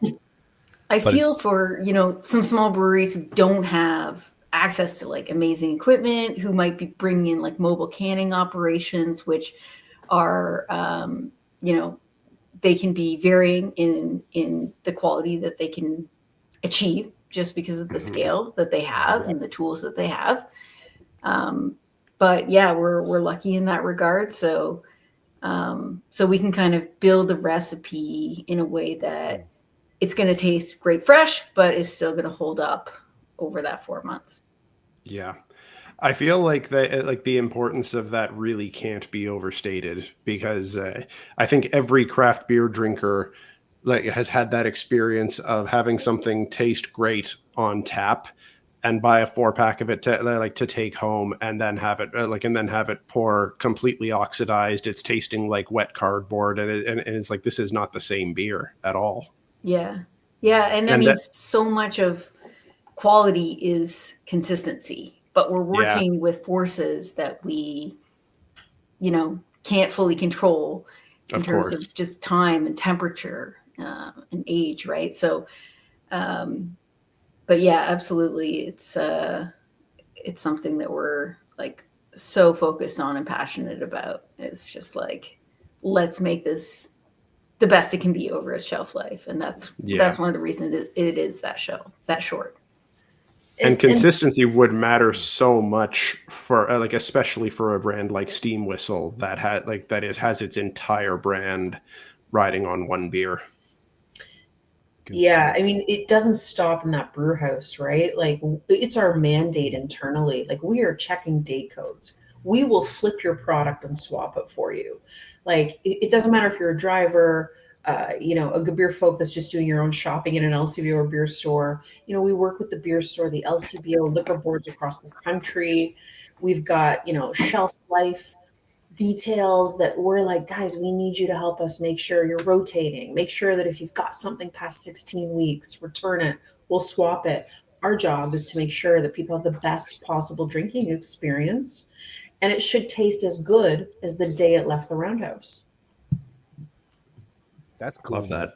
I like that dedication to that, though. I feel like that's the difference. And like you said, if it's a mandate internally, it makes complete sense. Like, it adds up completely to me. But it's cool to hear it from you both that's really like, that's how important it is, because maybe people take it for granted a little bit, because Steam Whistle is so ubiquitous, and you kind of feel like it's just always good. But it's not just always good. It's always good for a reason. It's because that quality is made, is like very aggressively kept up with. That's it, is like, if they can take it for granted, we're doing our jobs right. That's exactly. There you go. There you go. We're hanging our hat on one beer. It's got to be an obsession for us, which is what we do day in and day out. Absolutely. Yeah, that's awesome. How you guys feel about the next one? Let's do it. And just before we get into the next one, one of you mentioned. Oh, okay. Wait, did we already decide what we're doing for the next one? Oh, I'm gonna get my Greener Futures because while you're showing that. Oh, right. Okay. From the south. Yes. Give me 1 sec. So, one of you mentioned ceramic at one point, and that triggered something in my brain. I haven't taken this out in about 2 or 3 years, I think, but I just remembered that I have this old school ceramic lug tread bottle. That's really nice. That I picked up in Van Cleek Hill. Like, this must be going on 8 years ago now that I've had this, and I completely forgot that I had it until you said the word ceramic, and I'm like, oh, why didn't I take this out for tonight? So I'm glad you said that. Nice. It's a beauty. That thing is classic, right? Yeah, I should take that. I should take that out of my cellar and put it on display. I don't know why it's buried back there. Can you show that again? I missed it. Oh yes, this old school ceramic lug tread bottle. Oh, that's dope. Is that a print? Is that printed on? Yeah, Mhm. yeah, it's printed on That's here, so and cool. I bought this with lug tread in it. It was like the swing top was sealed. It had it was full of lug Damn. tread. That's amazing. Mhm. Yo, that's so fire. I love that. Okay, so these are the two that I have. This is the Abominable Imp, a barrel-aged winter brewed and barrel-aged bottle imp, which is 8.2. So Wow. super. Oh yeah, there it is. 8.2. Okay. 8.2, Hopefully so it, it's- it held up okay. Yeah, I think the beer itself. I mean, what's that? If it's 2015, it's 8 years. I don't know if there's a date on it. Probably not. But it's just this cap. I was like, I wonder if it's screw or pop, and I know that screw tops probably have more chance for oxygen getting in. So I have that one, and I have this guy, which is smoked helmet. So it's bourbon barrel aged Rouch stack and bourbon barrel aged dark helmet. Oh, nice. Yeah, Wow. that's great. We just So did the dark helmet in May. Yeah, I We saw that. actually brought it back. That's a great beer. Eh? That It's is a just, great beer. Absolutely. What remind me what the dark helmet was again? Was it like a black IPA or like It's a black Schwarzbier? Imperial Schwarzbier. Imperial Schwarzbier, and this is 9%, by the way. Damn, that's crazy. Yeah, I wonder if these hold up. But yeah, this whole program was so fire. I used to have my breakfast drinks out of like this glass every day. It was so nice. It was just like such a cool thing, and not many breweries were really doing that. Yeah. At least at the time, as far as like really interesting one-off beers that are like, these are all blends and they're pretty intense and just fun. It was really cool. yeah, Beau's had that on lock back then. Definitely. All right, what are we doing next? Erica, you're in charge. Yeah, I mean, I think we change it up. Let's switch it up. Let's go. Yeah, I think we get into the Juiced AF next. All right. All right. Yeah. Was this the one that was this in a stovepipe? Or was that Well, a you're different thinking you're thinking of the double of this. one? Oh, my bad. Okay. Beautiful. So this is a relatively newer SKU, if I'm not mistaken. Yeah, it's a few years old now. 2 years old. Okay. It's obviously based on the kind of very loud can design, meant to be an in-your-face kind of beer. Yeah. It was definitely a fun one to create. We were, just experimenting with hops and sort of enjoying the New England IPA kind of scene. And we're like, okay, if we're going to do something in this space, how do we stand ourselves apart? Still thinking on delivering on quality, delivering on like consistency. How do we do a NEPA in a can that can last for 4 months, right? Right. So a lot of elements of bringing this recipe together was about haze stability, which is something that's a very complicated topic. And then on top of that, like, how do we make the hop character stand out and stand up over that time period? Yeah, it's like the saddest thing in the world when especially it seems to happen around the start of the year when you go to the LCBO and you see these IPAs that are unfortunately 6-7 months old. Ooh, like, tell me I about bet you were great, and I'm sorry you're still here. Yeah.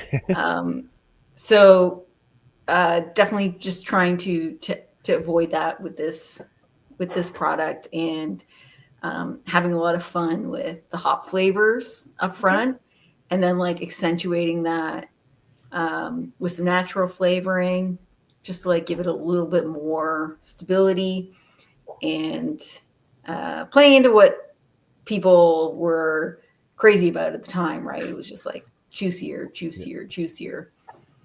Revved What up, the kids full want. throttle. Yeah. Yeah. But not over the top alcohol, 6.5%. 6.5 is a great. Yeah, that's the perfect money zone, I think, for an IPA, for a single IPA. Do you know what the hops are in this one? Yeah, well, it's definitely quite a blend. I didn't want to make an IPA that was like too reliant on one hop that might change year over year. So, some of the familiars are in there. You got your Mosaic. We've got some Strata, Eldorado, Cascade, OG Cascade from the Old Fourth Hop Yard in Ontario, local hops. Beau's had a great relationship with Old Fourth Hop Yard.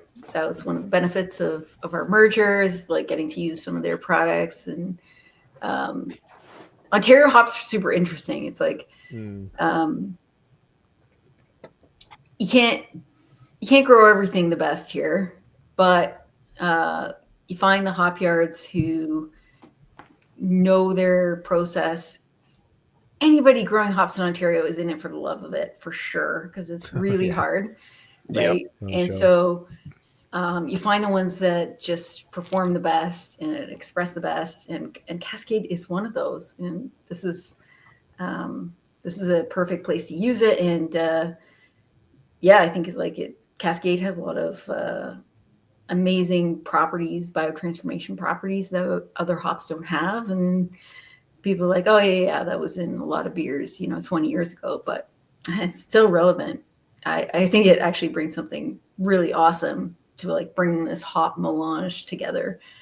And some Idaho 7. I think I missed that one, but I love Idaho 7 for its flavor stability. That's one that often goes in late whirlpool for us. Okay, great hop. One of our favorites. It is.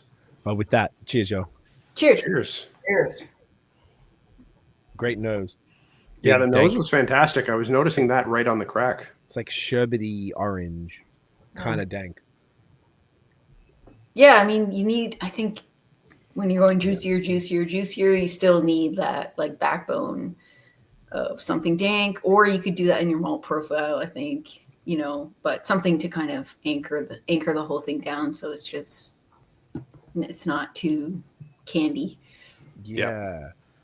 It's like tons of citrus in this for sure. Like grapefruit, like it's kind of pithy, a little bit sticky, red. Yeah. Sticky pineapple too, I get. Yep. Like, that candied pineapple kind of thing. A little bit of pine and resin, just like a touch, probably from the Cascade, I would imagine. Maybe from the Idaho 7 too, actually. And the Strata, did I mention Strata? It'll bring some dank. Yeah. Yeah, I will. Stone fruity, like kind of fleshy stone fruit. Yeah, this is super interesting. It's unlike, I feel like it's a definitely unique flavor profile in the New England world. It's it works super well. It's like that. Yeah, that's got this that candy. It's like the candy sort of not in an overly sweet way, but that sort of, what's the other word? Stewed sometimes as well. Stewed pineapple-y, mango-y type of thing mixed with like a touch of that kind of pine on the other side. So it's like it's definitely juicy, but it's got a pinch of that kind of like the West. We always would, I don't know if I describe this as that, but we often would say like East meets West. Sometimes you have like an East, New England IPA that would have like a few elements of West Coast, and this has like a pinch of that, which keeps it interesting. I said it's not something that you would see all the time, which makes it super interesting and kind of stands out, which I think is what you were alluding to earlier, that like if you're going to do a beer like this, you kind of want that to be different to the other options out there. Yeah, definitely. And you got to make it your own, and I think that's something that is important to us, is like, you don't have to brew to style, and don't give yourself handcuffs, right? Like just follow what tastes good, what your customers like, and that is more important than some rigid style guideline that was created based on a subset of beers that existed before. So if you're going to create new, just get outside that. Yeah, totally. For you then, Erica, as a brewer who has, correct me if I'm wrong, like primarily your professional brewing life was at Steam Whistle. Is that accurate? Hmm. Yeah. Was this like one of the first sort of styles that you really got to like, particularly at scale, get like get your sort of hands dirty and like create this whole thing from top to bottom, outside of the Pilsner world? I mean, I've had that opportunity with a few different styles. Okay, good. But I think that this one was, yeah, I think the challenge of it was like very multi-leveled, I would say, where I knew that, it was like a hugely popular style right now.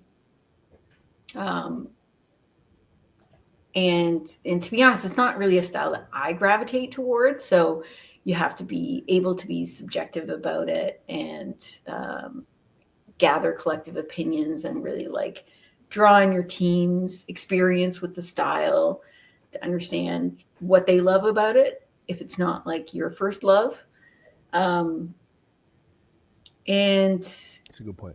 And then at the same time, realizing that there was just going to be these super difficult challenges associated with the style itself on the stability front, right? And just wanting to do justice to, like, again, going back to that, okay, I want somebody who picks this up on the last day of shelf life to still have a really good time drinking this beer. That definitely changed the approach with brewing it. And I think at the same time, like, sustainability has always been a big part of what Steam Whistle did and what BAOS did. And realizing that, like, beer has a fairly high environmental impact in terms of like the production of beer, right? And so you have to make the best choices you can within that. And there's a lot that you can do within your own brewery, but at the same time, you've got to look to your ingredients and the practices that your suppliers are using as well, because that will have a huge, huge effect on your overall carbon footprint, right? So going out there and talking to suppliers about, all right, I understand that you think this hop is, has an amazing profile, and you can give me all this insight about how brewers have used it. But tell me about the growing practices. Tell me about the sustainability. Tell me about reliability in the supply chain year over year of this variety. Like these are things that you have to be concerned about if you want to deliver a great product over a shelf life, and you want to be able to do that year over year. Yeah, that's a good point. Particularly the consistency of the hop, which is arguably not too dissimilar from maybe grapes, where they aren't the most always reliable. Yeah. Maybe some of the more classic styles, that the hops that you selected in this were probably, let me just pull that up again. It was Mosaic, Strata, Eldorado, Idaho 7, and Cascade. Yeah, so I mean those are pretty good ones that have been around long enough where you shouldn't have too much problems with those, hopefully. Yeah, and you can, if you don't like a certain crop, you can swap a few things out and still find, a balance that's going to work for it. Do you do the hop rubs? For sure. Yeah, you gotta select. Yeah. Do you do Yakima every like September, October? Well, we don't buy a lot of American hops, so I don't go all the time. It was really fun to go many times. It's a meeting of brewers, and just the experience there, and then like being able to talk to the producers and the farmers and understand their challenges. Really, really important.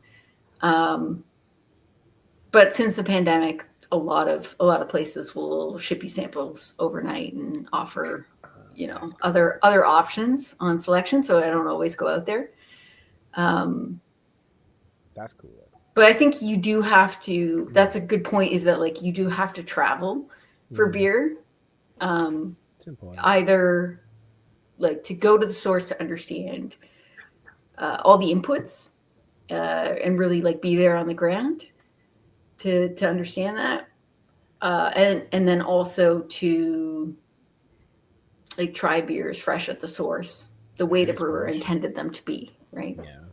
Inspiration must be pretty big, not only for you as a brewer, but even for the team, like even Bromlyn in your position, just to go and see what's out there, what the kids are drinking, like what's popping, like, what's happening out there. I feel like it's like part of like, it's fun, but it's also like, you just want to see, like, I just got back from Florida for like 6.5 weeks. So it was pretty sweet. We drove down and back. So I went to tens of breweries, and it was really cool to see what's going on, what's happening out there, what's happening in the different scenes. So that's just I feel like as a podcaster that we've been doing this for 10 years next month. So I feel like it's our responsibility to know what's going on. So from you both, from both perspectives, like as a president, you'd kind of want to, have a bit of a lay of the land, not only locally, but kind of like the greater craft beer scene. And then as a brewer, you kind of want to see like, what ingredients are hot right now, what's popping, what's new, what's like being experimented with, so you can like potentially, mess around and bring it in. It's got to be a big part of it. Yeah, I mean, Juice AF was an interesting one because it was sort of our third iteration of a new beer post-acquisition. Mm-hmm. And, you internally go, okay, what is the art of impossible? So you've got marketing, brewers, Brewmaster coming together, making of the minds go, okay, we want something super juicy. We want something with this, great mouthfeel. We're seeing this go on in the US. How do we do that here? How do we do it better than, every other New England out there? So, the making of the minds is the fun stuff. I mean, you kind of always want to be on the edge of what's next, but you also want to sell beer. And so there's this balance of, okay, what do customers want? What's on the scene? What's going to, we're loving moving cases of beer. We're not interested in launching, a brand that lives for 2 months and then you can never get it again.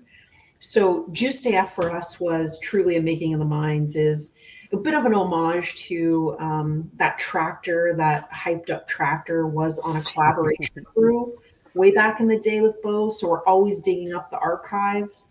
And we, it's like, how do you take Lug Tread, the brand that Beau's is known for, that tractor? I mean, we show that tractor. People are like, oh yeah, Beau's. But, rev it up, take it over the top. And we're starting to see these juicy beers in the US. One of our friends in New Belgium Brewery, they're just incredible what they're doing with Voodoo Ranger. And so for us, like, that's an inspiration. How do we do that in Canada? And that's been Juice AF for us. We've now had an extension of that that's going to be launching this summer, a citrus blast, 7.1%. Juice AF. So it's kind of been a lot of fun. I mean, you have to be on top of what's going on, but you also want to balance, man, how do we pump some beer into the market and fill our tanks, right? Yeah, totally. I love that. That actually reminded me of a question I had about New Belgium. But the last two questions I had on this were, is this year round? Juice AF is, yeah. Is year round. And is this a brewed at Steam Whistle or is this a at Van Cleef? Yeah, this one's brewed at Steam Whistle.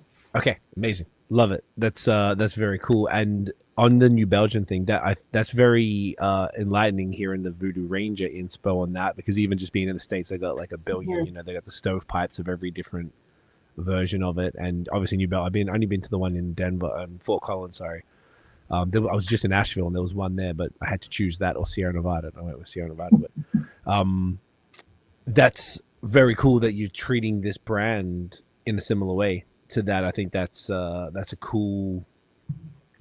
It's a cool way to grow the brand as well, particularly if you look at it in the American supermarket. Well, supermarkets are just availability of products like that. Like, they're kind of, once again, they're everywhere, but they're usually quite fresh, and they got multiple different versions. That's very sick.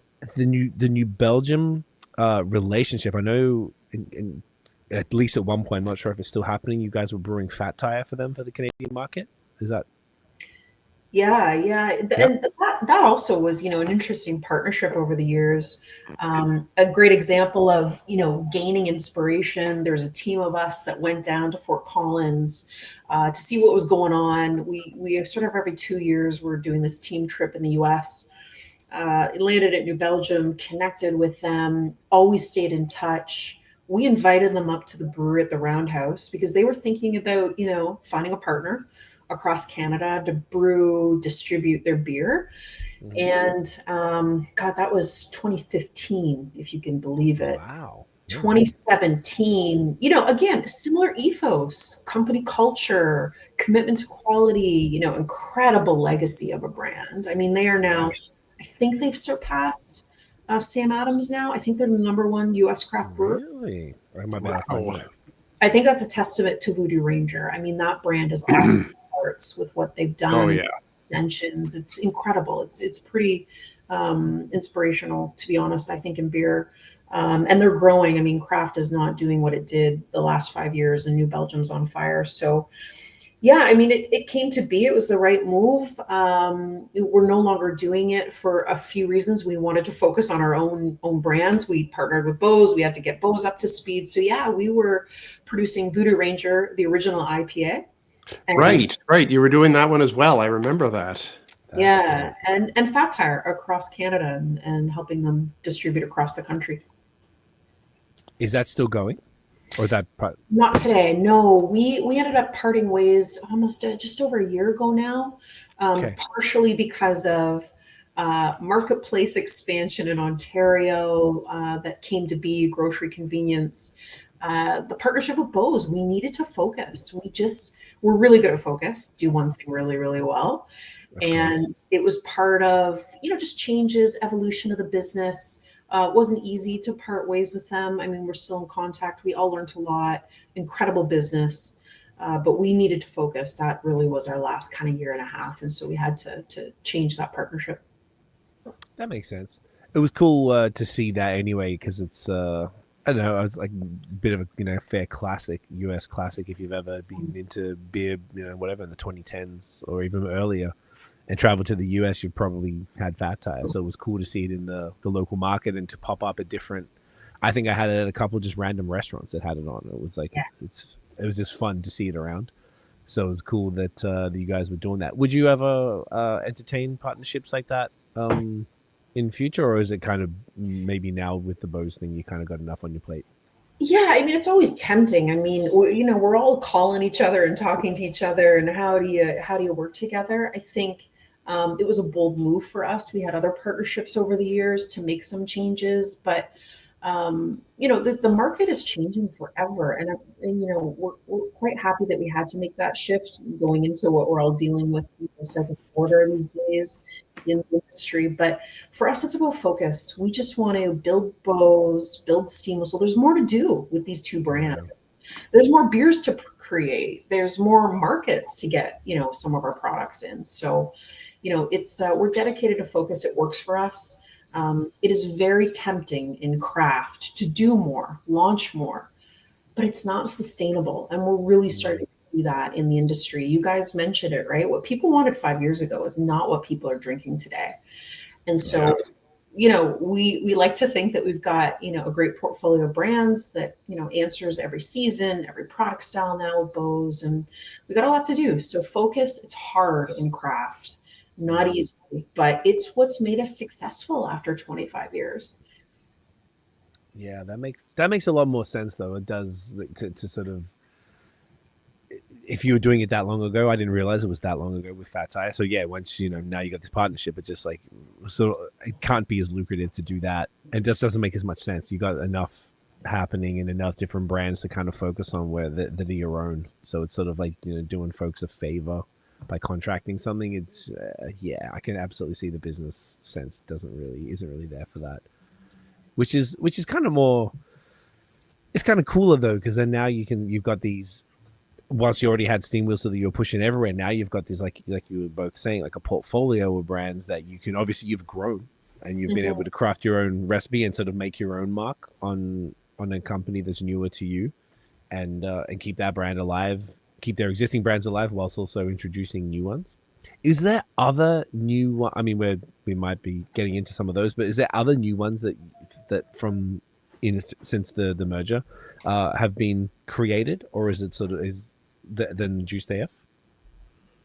Yeah, I think we're gonna get into that. Should we crack another one now? Are we ready? Yeah, we maybe should go, because I think we've been really enjoying the conversation and probably not moving fast enough with the beers. So yeah, let's keep it moving. It can happen sometimes. We're just having a good chat. Yeah, let's do it. This is great. I'm very happy to try that. It's fantastic. Thank you. What are you thinking? I think after that you gotta like cleanse the palate. So I think I know where you're going. Let's go to the Lug Lite. It's the perfect time. There we are. Alrighty. So this bad boy is 4%. Yeah. And you were saying, where is it? Oh, there we go. You were saying that this is actually a lager, not a lagered ale. Correct. Interesting. Yes. Okay. Do you want to expand on that a little bit? Yeah. If there is much to say, maybe it's not that much to say about it. Well, I could probably talk for too long about light lagers, but no such thing on this pod. I think, I think this is a great example of how to bring together the two companies, right? First beer after we merged, new launch. I didn't know that. Okay, cool. That's dope. I'm using the same glass, so I just had to rinse a little bit. So we used a similar malt profile to the Lagered. Okay. Which is Pilsner and wheat. You know, it's nothing crazy. But then we decided, okay, we want to make a 4% beer. We want it to be really approachable. Mm-hmm. Let's use a lager yeast on it. Let's give it a lot of time. So this is our longest aged beer, and it's meant to be obviously like very easy drinking, as light lager should, but certainly like straddling that middle ground between some of the craft light lagers that have come out, which are, still maybe in the 20s IBUs and have a little bit more hop presence. We're like, let's restrain it from that, but let's make sure that it's got a bit more character to it than the macro light lagers that you might go to. Mm-hmm. But it is meant to be definitely that staple in the fridge for after you've had a big IPA and you just want something light and crushable. Hell yeah. Super clear as well. Yeah, stuck with the all German hop profile as well. That was a hallmark of Lagered, but changed up the varieties for something that was going to be a little bit more aromatic versus, the Noble Classic stuff. Okay. So we have a little bit of, we've played it over the years. Right now we've got melon and mandarina in there. Ooh, good choices. Cheers. Cheers. Yeah, it's got a nice note. Cheers. Nice. I only had this once a couple of years ago, so it's nice to try it again. Mandarina and melon, that's a great little combo. Like nice little orange punch. Yeah, this is a crusher. I can see it's very it's quite different to Lagered, but it's still like it's like a nod to it type of thing. Yep. In a very similar level of crushability, it's despite the fact that this is definitely lighter, the body doesn't necessarily drink lighter. It's certainly crushable, but it doesn't feel like a watered down version of it. Is kind of what I'm getting at, which is nice. Like that's a positive. That's great. Yeah, I think One of the best features of it is we naturally carbonate it, like we also do for Pilsner. That's Steam Whistle, just call it Pilsner. That's how you refer to it. Or steamy, Steamy. or whatever. That's cool. No, I like that. This because I guess BAOS doesn't have a Pilsner, so it makes sense.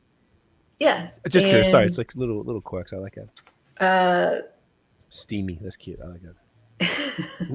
It's but the natural carbonation definitely provides that sort of silkier mouthfeel than a forced carb. And that must be it. I love it. I love that. Oh, that's great. Yeah. This is really good though. Like this is like a it's like the ABV of like a light corn kind of American style lager with the body of a much bigger beer. Mm-hmm. And the malt profile is, like you said, it's sort of like it's like a touch lighter than original Lagered, but it's got so much. Like, I feel like I'm always impressed when there's and this is something you alluded to earlier, Erica, where it is like it's harder and you're more excited about light lagers because they're harder to do well. And obviously that sort of would go across the board to non-alcs and to all low ABV beers, but this is really well executed. Like it's a cool little brother, cousin, sister type thing to Lagered, and it's like a fun. It's like a cool. And this has only been launched since the merger. Yeah, this was our first launch after the merger. It was the first one. You did. It's a few years old now. Okay. And you just dropped it in shorties and 12 packs, yeah? Yeah. Mm-hmm. That's sick. The crushable 35.5 mil. That's what this beer needed. Yeah, right. No, that's very, very true. Actually, like for a shorty crusher, this one is perfect. Yeah. There's something with the short cans. I know Nate and I are both big fans of the shorties as well. So it's cool to have a beer like this. It's very and it's in cans too. So it's very like I know you're releasing it in March, but is it? Did it come out this month? Yeah, this month, right? The 12 packs or last month maybe? No, we did those last summer. We launched. Oh, I'm sorry. No, it's all good. We had the tall can, but you know what? We put it in the short can because it's like perfect for golf courses. It's perfect. Golf, it would be. I was gonna say like cottage, camping, like just light short cans that are just like once again the beer that you don't have to think too much about. It's got tons of flavor. You're just like, yeah, boom, whatever, let's go. Feeling good. Yeah. That's cool. And how was this brand performed for you guys? Really good. I mean, we launched it when it was. You guys talked about it earlier, right? There's moments in life you just need a lighter beer. Easy drinking for whatever that choice is at that time. And we were starting to see that low carb, low cal beer just take off a couple of years ago. We thought we need to get into that category. And so it's been doing great. It's top 3 brand for us, Lagered number 1, followed by Juiced AF, which is just doing phenomenal for us still going into its 3rd year. And then followed by that Lite. So it's doing good. It's holding its own. Interesting. That's really cool.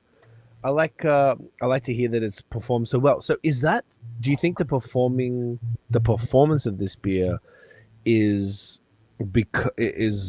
well, aside from the fact of the quality of the product itself, is it maybe because it's like there's brand recognition and it's tied into a like literally one of the OG craft beer movement. I mean, not as OG as Steam Whistle, but the next generation of OGs tied into that, or is it also to do with that sort of move towards a crusher? And if you're going to buy and you're not too sure, you're like, well, I know BAOS, I know Lagered. Oh, okay, it's like a little lighter version. All right.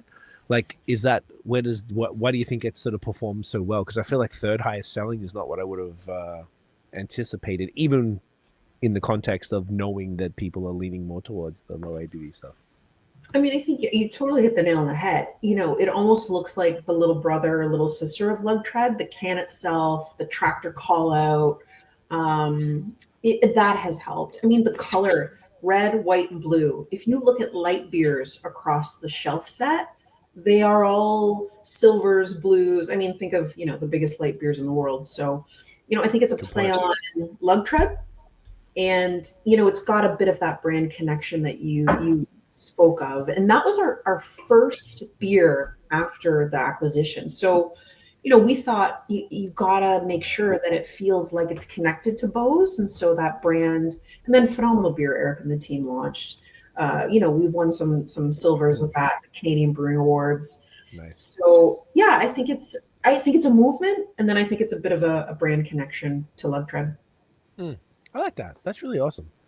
The other thing I just popped back in my head, I forgot about it, but it popped back now. The one thing I always wanted to just get the story on, because I never really got it, was obviously we all know Steam Whistle, one thing really well forever. And then there was a period there, and I don't remember when it was, where there was about 3 different beers that were added to the lineup. I think there was like a light lager, like a pale ale or something. Pale ale. Yep.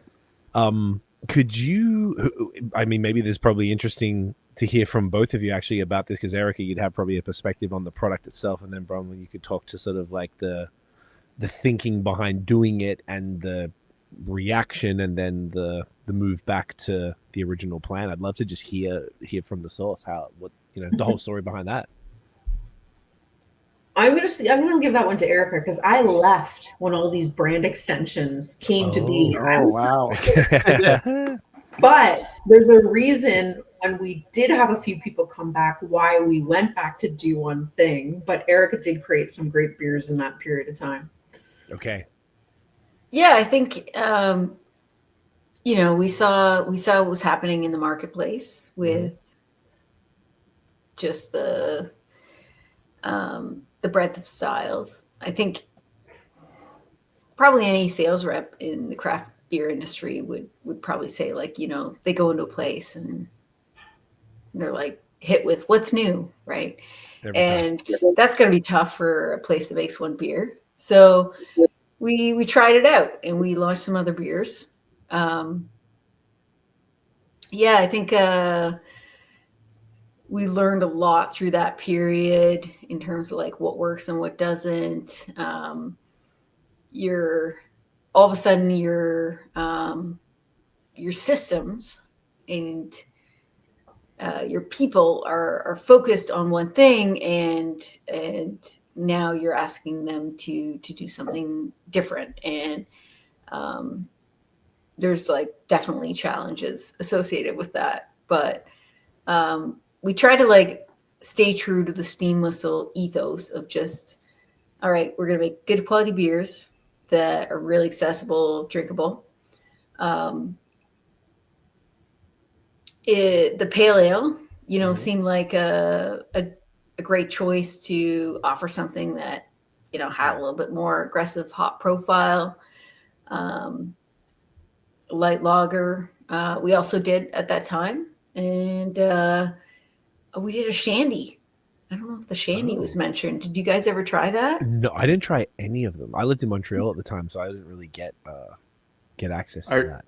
Yeah, I remember trying the pale ale. The shandy is escaping my memory right now.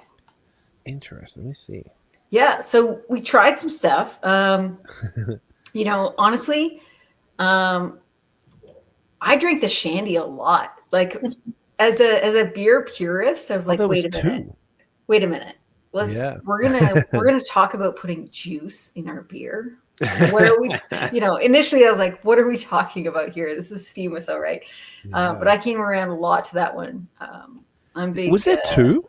I'm looking at here. There looks like there's a lemon and a blood orange. Is that right? Yeah, we did 2. Damn. So that's wild.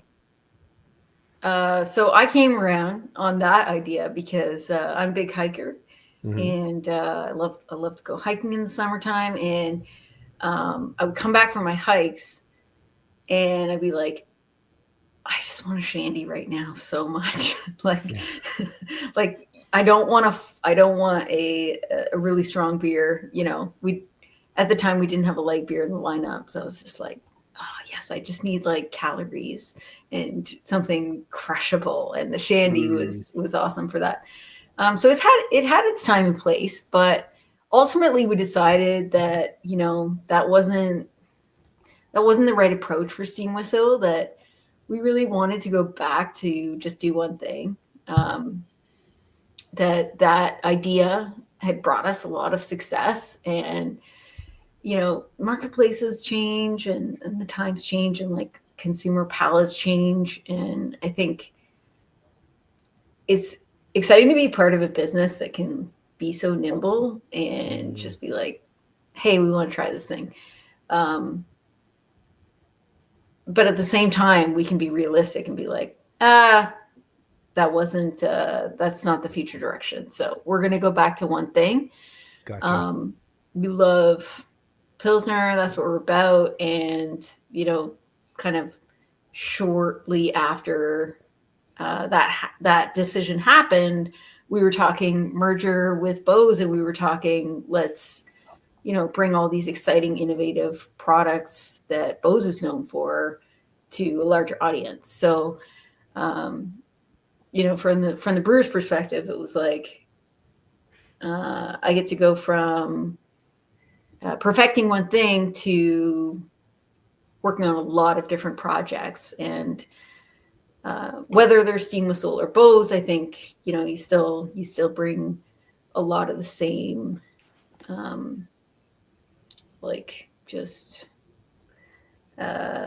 lot of the same approach of, we got to be quality first. We got to be thinking about sustainability in our practices. We got to be thinking about our people and fostering their skills to make better products. So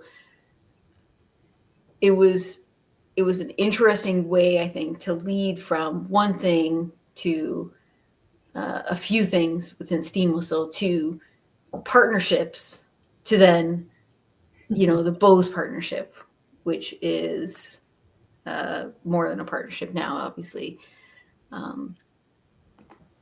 It's been a fun, creative journey, I would say.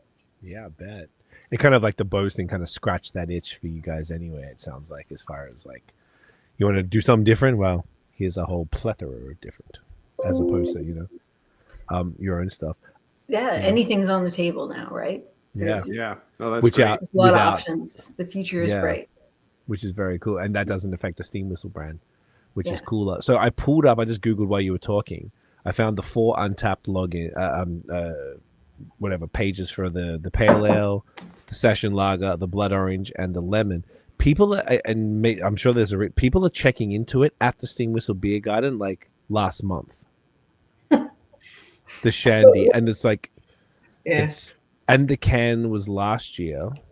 I'm seeing also the blood orange was 22nd of March 2025. So well, I hope people are not finding that and drinking that somewhere. But we do make a shandy in the tap room. That's what I'm thinking. They've different product. Yeah. I think they might be. Shandy. That's what I was about to ask. Okay, that must be what that is. It has to be. And the last check-in that I can see here on the session lager was 26th of September last year. Is that somebody drinking old beer, or is that when it stopped? Who knows? I mean, no, the steam whistle session lager was over much earlier than that. So maybe someone had some stuff. Yeah, either the wrong thing, or someone had some cans that they had stuffed in the back of their cellar and are just now getting to them, or someone dug them out. Somebody needs to educate anyone who's aging lagers. Well, there was a pale ale, even worse, pale ale check-in 4th of January this year. Ouch. Or maybe someone's just got that uncle who's willing to drink anything that you that you've got, and won't tolerate you pouring anything down the drain. We all know those. Well, hey, it's interesting drinking really old beer, right? I mean, oh, for sure. Beer that's not intended to age, right? You still pull it out, and of course, we have library samples of everything, so of course we'll pull some stuff out, and sometimes you get surprised by how well it does hold up. Any fun stories from that? Anything that was whatever crazy 5 years old, and you're like, wow, this is not shit. Well, it's not really a crazy story, but BAOS also did the Halcyon brand of barrel-aged beers for a while, if you remember, right? They did. Very much so. Those are killer, those beers, yeah. And there are some great ones in that mix that are still holding up to this day. The Gravity Well. Gravity my Well, goodness. banger. I guess that's the Brett is just keeping it going. I mean, it's it's a malt forward style. Was it like a Brett? I don't recall if it was breaded. I thought it was. I thought that was his whole vibe. Oh, because they're all mixed for him, I thought. Well, it was Yeah. like it was all,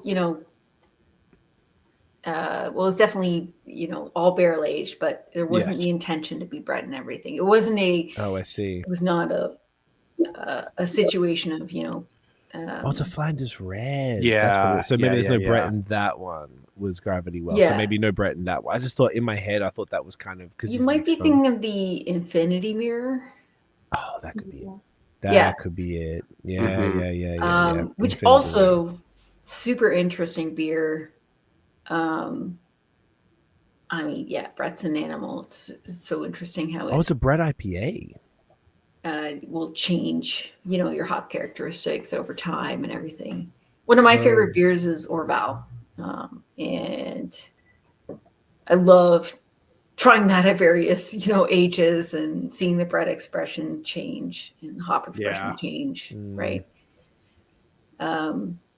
So similarly, there were a few dusty old bottles of various halcyon beers when we merged, and some of them were incredibly amazing, and cool. yeah, I still have a few in my fridge to this day in my cellar, and awesome. I think they'll hold up. The Gravity Will, especially, that's a really, really special beer. Yeah, that one will probably never go bad. Whatever happened with it just like it just fizzled out, the Halcyon thing? I don't remember what the story was. I guess it was before all the old time anyway. Yeah, it was just a matter of we saw that barrel aged beers, no matter how amazing quality they are, that they just it's difficult to move them in the market, right? More than ever. Crazy. And so we had a lot of inventory of great beers, and yeah, it's a shame. Yeah, it could come back. You never know. I mean, it could. It always takes a very committed consumer, and they are there, but it's a small group of folks, and they show up for it with great enthusiasm, but in small numbers. Yeah, in Quebec they were like about it. Like you went to a festival and anything that was all like Cantillon or any lambic and stuff. Boom, don't worry about the haze. That's fine. The lines are all at the lambic. Those dudes are crazy. But it's like it's that market specifically that appreciate it. And even here, like I noticed that there's so much less of it out here in the breweries. Like Stillfields, I believe, were doing that. They had to shut down, and that's a shame. Such a shame because their beers were fantastic. Like it definitely is and it's I've heard even like I saw Jester King, who's obviously known so well for that, and they're like doing canned pilsners and stuff now, and they didn't always do that because it's survival mechanism. Cascades. Either sold or closed, and a Rare Barrel I think sold to Cellar Maker in the States. So yeah, it's like you're right. Like anything to do with that style, unfortunately, is talk about labor of love for sure, talk about the market for it in Quebec. Like Oval is still going strong, and hopefully they continue to, because they make some of the best of those kinds that I've ever tasted. Yeah, I wonder if maybe this scale is enough because they're so hard to get and they're so small scale, and they probably, you know what I mean? Whereas and it's also in Quebec, and that's where the market is. Where if you're Halcyon, I mean, you could go through the SAQ aging program and it'd be fine because they're not going to be affected. That's true. Yeah, but it's those are really tough styles, and it's really. I don't know if brewers talk enough about what it takes to get those barrel programs off the ground and how much beer doesn't become saleable, right? Yeah, good point. And we're about drinkable beers now. We're about freshest we can get. getting them out to people, giving them like a lineup where there's a choice for any taste, any occasion kind of thing.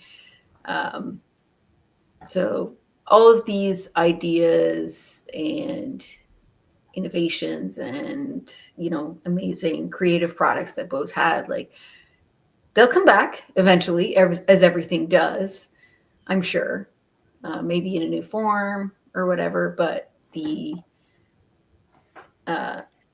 like the experiments that they went through to develop those flavors and programs, that knowledge never dies, I guess, and then it just gets morphed into something new. I like that. Would you guys ever, like, and I don't know if this is even a real question, but like the Halcyon stuff, you said there was a lot of inventory. Like, is that something that you could sort of like do a, hey, special drop, and maybe because of, you know, the brewery itself has sort of been fizzled out for however, 5 years, something like that. Is that something that you could do? Like, hey, we have a limited number of cases of bottles and special online sale, or come to the brewery or something like that? Or is that really like not something that you'd sort of want to dabble back in? Specifically that one, anyway, I guess. Yeah, I'm not sure if we still have enough enough to inventory to make that viable. Gotcha. But it's a cool idea. I mean, if there's a way to bring life to any beer, like, we'll look at it. We're just about kind of just offering people something they can count on, I think. And so if we see that we have a sort of special interest program that we can offer something like that, we'll definitely look at it. That's cool. I like the idea of that potentially being a thing. I imagine then, because I'm just looking at these bottles here that are the future, was it Greener Futures stuff? Greener Futures. And there were all the barrel age stuff. That was the fun part of that particular program. Is there like an inventory of unused barrels at Van Cleek that are like that you could sort of get fun with? Not currently, but I mean, you know, if you barrels, you can get them, right? It's you sure can get them. You sure can get them. You can get them. Is that interesting to you? I mean, as a brewer, and then from Bromlyn as like as a company, like where does that sit with you both, as far as like, is it on the cards? Is it kind of just like, yeah, it's not really on the, you know, something we're interested in right now? Everything's on the cards, but we're a business, and we have to just look at an opportunity as like, we're going to make a great quality product. We're gonna, you know, make sure that it can still be viable and sustainable. And right now, I think barrel-aged beers don't make a lot of sense for us to get back into, but that's fair. Who knows? That could change next year. Yeah, I mean, I think it's just like we're constantly open. We're constantly finding new opportunities. So we never say never at our brewery. I mean, what 6 months, a year, 2 years look like. And we also, you know, we're working, you know, 8, 12 months ahead. So we have to know where we're headed because of the trials, the production, the sourcing, you know, making it right to get it to shelf. Like, we're months out. So yeah, I mean, we're always doing things behind the scenes to prepare and figure out what our next big might be or new release. Yeah, the cool thing of working here and most craft breweries is you have to experiment, you have to try, and you don't know until you go through those processes what's like viable to get on shelf at some point. It's a good point. And these are like a long stretch from like concept, brewing, barrel, and the barrels are probably going to be 1, 2, 3 years for it to even be a point. then blending, like you said, is there even viable barrels? Like, yeah, it's like a long-term project that's probably not even going to be very lucrative. So it's kind of more of a passion project at best, I would say. If it kind of made sense. But no, that's why I didn't even consider. I wouldn't have even thought about asking you guys that, except for the Halcyon thing, which I always forget about. But I feel like do either of you remember when that all happened? Was it like, in my head it's like 2017? I remember Beau's Oktoberfest. I think I went 17, 18. Earlier than that, I would say. It was earlier? Okay. But yeah, like in the 2010s, I think is when all that went down. Yeah. 2010, definitely 2010s. I just couldn't remember exactly when it was specifically that was happening, because I remember there was a lot of hype around it. Like, Beau's made it a big deal, and it was like exciting. It was cool. It's very cool. I mean, it was just an extension of all of the innovative arms that Beau's was after, in those days. And we can continue with the ethos of that without continuing with all of the ideas right now. I think that's where we have to be more selective of like what we choose to do right now. Completely agreed. I mean, that makes so much sense. It's a different like a different time period for the brand and sort of where it needs to be. So yeah, keep that ethos of like that original, like 10 years ago ethos of what's the word, like innovation and like messing around and just trying fun stuff and without having to go maybe deep into barrels. Yeah, barrels are super fun, and Nate and I both are big fans. I imagine you both are probably into it as well. It's when you get good barrel aged stuff, whether it's sours, stouts, anything, it's pretty fun. It's like some of the funnest beers that how like the incredible amount of work it went into, and years of patiently waiting. So it's also incredibly unlucrative just for the sheer volume that you can get. So it doesn't always make a lot of sense, but at least in their history, it's cool that they tried something like that. And like you said, if they're still drinking, I kind of wish I kept some bottles of that. I swear I had some and crushed them. But yeah, good to hear they're still drinking well, which means they were well done, well packaged. For sure. Yep. Even for back then. Looking at the time, how about we, I know we still got a couple more. I'm going to suggest that we actually do a bathroom break and then maybe come back and do the next beer. Love it. Here for it. All right, we'll be back. And we are back. And we're back. Erica, what are we doing? What are we up to? We're going to try the new one, Barn Burner. Let's do it. What did you call it? The modern dad beer? Yeah. I love that. Modern dad beer, Barn Burner. Okay, so amber ale.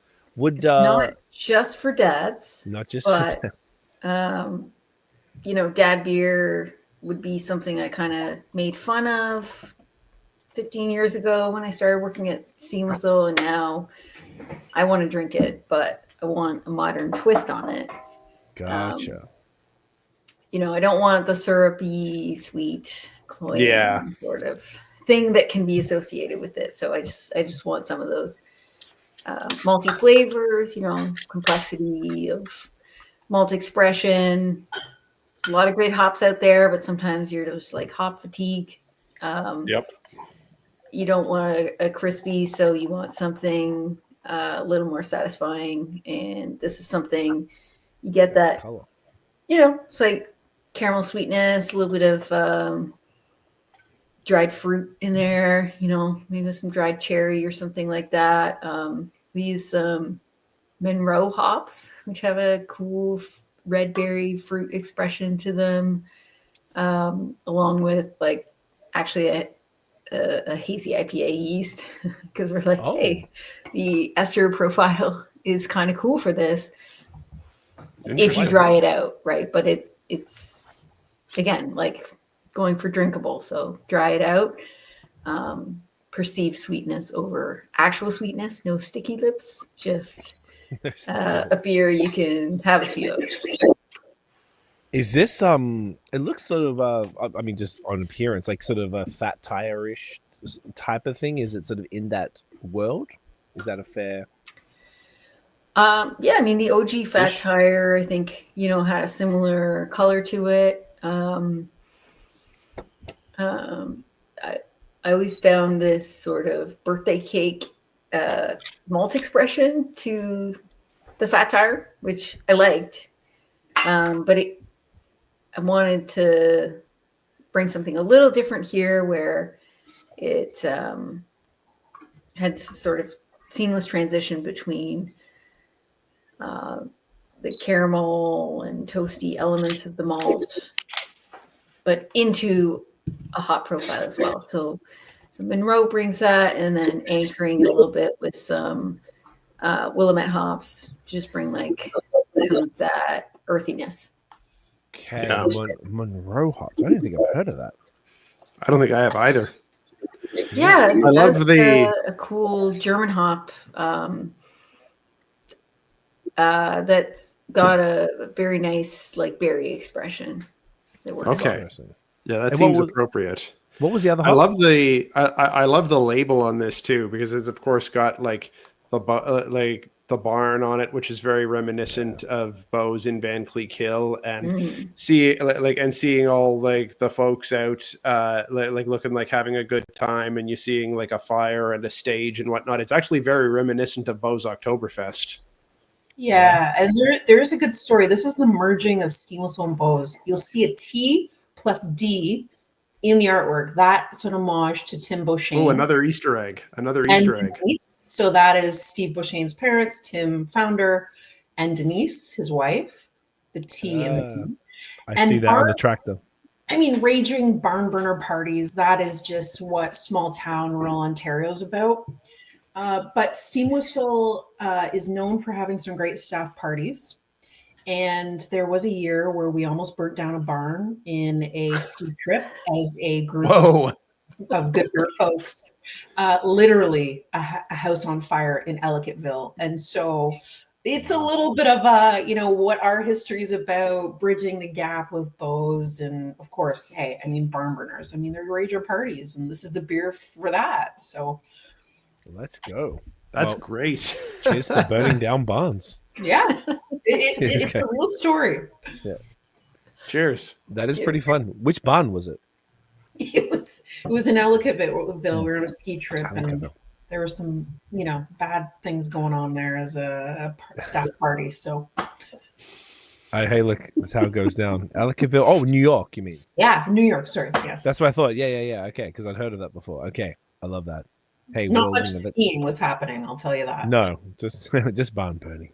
Yep. Yeah. Okay. This is fantastic. So it's like is this like it's billed as an amber ale? Is this like sort of BJCP type of like approach to an amber ale? Like, what's the kind of like no, I didn't think so, but I was just curious. Yeah, it's more of a modern take, I would say. And by modern, I mean like, I think of dad beer as being like pretty full bodied, right? Mm-hmm. Definitely wanted something that was more like light to medium bodied here. Don't, overdo it on the hops. We're not trying to like American amber this or anything. But certainly making it drinkable enough that you can have a few of these, and it's not going to become cloying at all. But just getting enough of that interesting sort of caramel, dried fruit. We use some Gambrinus dark malt. Really, really love that, and what it did for this beer. Canadian maltery. Just a really cool integration of the like dried fruit expression that malt brought. Beautiful sort of amber color with those deep red hues to it, and then kind of bouncing that off the hops in there that just it just seems really well balanced. I think you can have a few of these. Oh, easy. This is super crushable. What was the other hop? sure. There was Monroe and another one. Willamette. Willamette. I'm sorry. That's right. You did say that. Yeah, just earthy, classic. It's just a little bit. It just brings it down a little bit. Just enough. Yeah. So yeah, definitely lots of that there's some grassy bitterness, caramel vibes in there. Like you said, that red berries from that Monroe hops, which are fascinating. There's complexity to this. It's there's quite a bit going on, and like you say, it's got enough sweetness to to give it some contrast, but not so much that it is feeling cloying or anything like that. The bitterness is restrained to the point that it's not the focus. You really do focus a lot more on the dried fruits and and kind of the other elements of it, which is which makes it so that there's quite a lot going on here. I quite like it. Thank you. Yeah, the more I'm sipping, the more that kind of toffee malty sweetness is kicking in, and it's really nice. By the way, Nate and I are both big fans of amber ales. We always joke, in Quebec they got Rousse.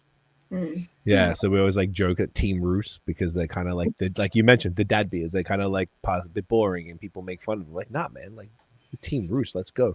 So I'm always I know we make fun, but we actually like them, and it's always I was massive on Rickard's Red back in the day before discovering a non macro amber, and that's probably the quintessential dad beer right there. Yeah, Totally. It was my and so it's always cool to have a bit of a throwback to that kind of era. I don't know about you guys, but my first favorite style outside of a crispy was a red ale, amber ale, because it was the first one that was approachable, that wasn't too far removed from in my beta palate days when I'm learning about stuff.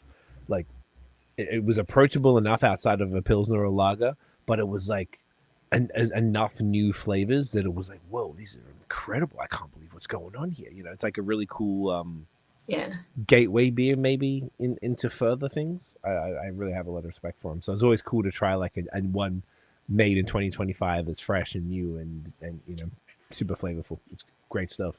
The clarity, once again, I mean, obviously we've been talking about that tonight a lot, and we'd expect nothing less from Cee and Whistle Beaus at this point, but beautiful clarity, wicked color. I feel like there's a gradient to it. Yeah, super nice. This just dropped, right? Is that correct? Yeah, very fresh. This week. Oh, this week. Yeah. This is really fresh. Yeah, that's awesome. Oh yeah, this was packaged only not too long ago. Yeah. Yes, we did get the PR pack. Because I know TK is your neighbors. No? Yes, she lives down the street. I've never met. I think I met her because when she was a collective, we might have met, but we found out. She said she saw me and my girlfriend with our dog walking one. So we still haven't hung out. She's literally next to my barber, which is 5 minutes walk. It's awesome. But yeah, she's on top of the what's her job? Is it marketing PR? Yeah, she's digital sort of marketing, all our PR. She's busy 24/7. I bet she's amazing. She's fantastic. So very happy to hear that. But yeah, very, very cool. I like this a lot. And this is going to be is this a seasonal or is this a core? New core, because dad beers they're needed all year long. You're right. That's a great point. That's a great point. Don't stop dadding. There's a it's coming back, I think. Nostalgic styles. Yeah. I think you're right. I think it is coming back. And is this going to be everywhere? I imagine rolled out across the whole network, LCBO, beer store, all that fun stuff. Grocery. And Quebec, it's launched in Quebec. We shipped that out there this week. So, part of the reason we also launched this is this expansion in grocery convenience, right? A lot of older guys fueling up their car, getting their lottery tickets, maybe tobacco. Yeah. And that's the consumer in convenience right now. And so we thought it'd be a great beer to fit in that craft section of these convenience stores as well. That's a great idea. That just reminded me when you're saying this. When BAOS first came to Quebec, I lost my shit. They did a beer called La Coeur Noire they think they brewed it at Hochelag. to get Oh, I around. remember I that don't know one, if yeah. if y'all remember that. That must have been It's 20. like It was a black IPA, yeah. and I think it was 2015-ish, something like that. And I remember, like, I could not believe that there was an Ontario beer in Montreal, and I think they got around it because they had a deal with Transbrew or Oshlag, the brewery there. That's the big sort of. Are you guys familiar with that? The contract? No, they're like massive, this huge warehouse thing, and they owned a whole bunch of drama with them in between, from what I understand. But they had like, they were like the main contract facility, kind of like an Equals, but they did their own brand as well. And then they had a distributor, which was the main distributor for all of Quebec. Most Quebec breweries went through them because they just had, we looked at their sales sheet and it was just this tiny print, just pages and pages of it. But I think BAOS were the early ones, and they were the first ones because obviously based on where they are, they're right on the border, so it only makes sense. So they were able to go through there. I think they were able to brew it out of there through their license and get distributed across Quebec with the BAOS sort of branding and everything, which was very cool. I love that. Yeah, I don't know. I just reminded me when you were saying grocery. I don't know why that, or convenience. It just, that's where I got it. I bought it at like a. The Depths, the specialty beer Depths, also sells all that type of stuff. But yeah, this is sick to have this kind of beer around, and I feel like it rounds out the portfolio a bit because this is probably something that Quite nicely. the BAOS doesn't have a lot of. Obviously, from what we've gone through, there's the Nobody has a lot of amber ales these days, right? But yeah, it absolutely rounds out the portfolio and gives us a chance to like. Experiment a bit more in the malt sphere, I think, which is like an underappreciated side of beer and something I would that say so for sure. There are a lot of Canadian strengths in the malt sphere versus the hop sphere. There's some great Ontario hops as well, but like we grow some of the best barley in the world in Canada, and so let's celebrate that and. Let's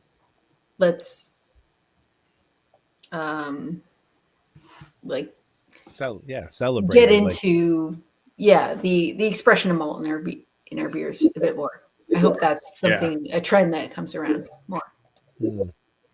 I think so. I feel like the trend, as we were sort of touching on earlier, the lagers became cooler. I think thanks to brewers, and over the last 5 years or so, like I feel like good lagers, really good.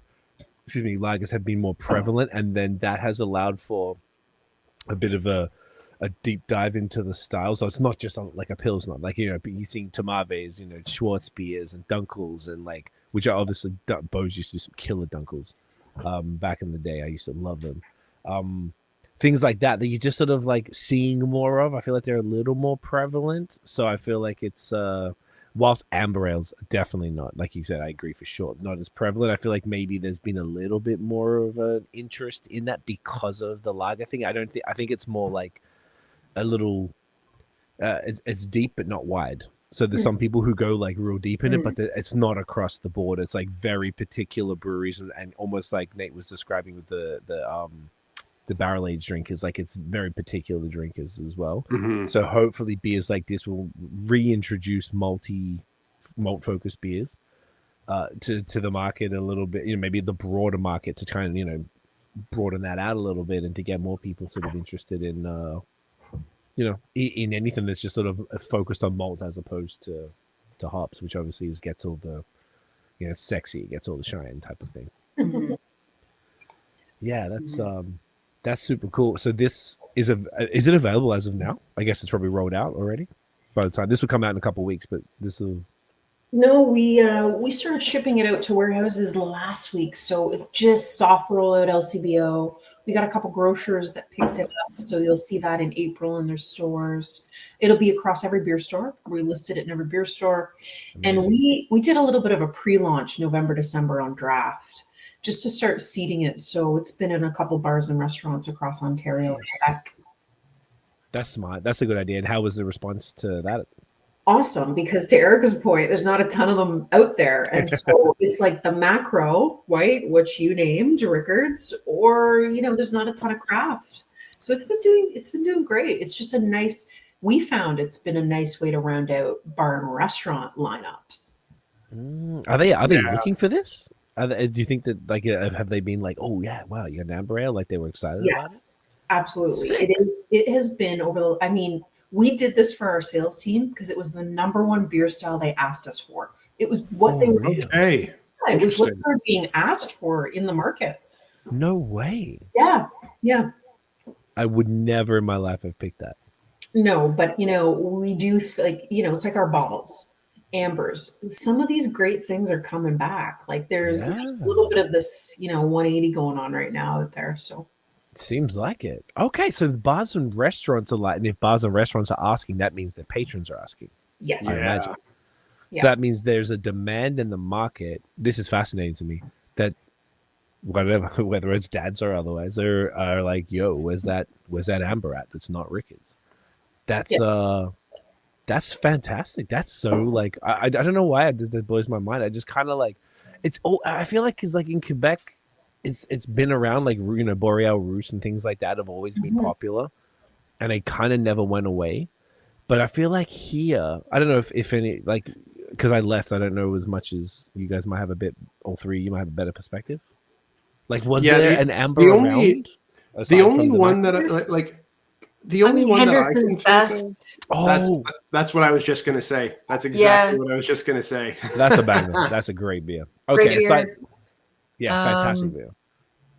Trying to think of what else is. But the fact that I try to think of it. Ambers, Cameron's, I think has like amber. Cameron's, Yep. Anyway, not enough. not enough because if I'm struggling to think of it, not enough. Yeah. Well, that's true. That's actually not so bad, actually. But still, it still shows that even with those two beers that are both great, that aren't really like totally satisfying everything. So this is like perfect to kind of like it's from a brand that already has that equity in the market, and they probably a lot of these accounts are probably already pouring Lagered at the very least, Lite or something else. So this would be like a nice little thing. That's I think that is probably the most fascinating data point was that the restaurants are asking for it. I think it goes back to what we talked about: classics, easy drinking, approachable beers, sessionable, palatable beers. Like there's just so much choice. We're just inundated in life choices. Make beer easy. Make beer easy. Mm-hmm. Yeah, honestly, I think you're right. One of the things from Australia coming here, the first thing I remember when I did a working holiday visa in Toronto in like 2004, and I remember I walked in. I really liked the fitted hats. You couldn't get them in Australia.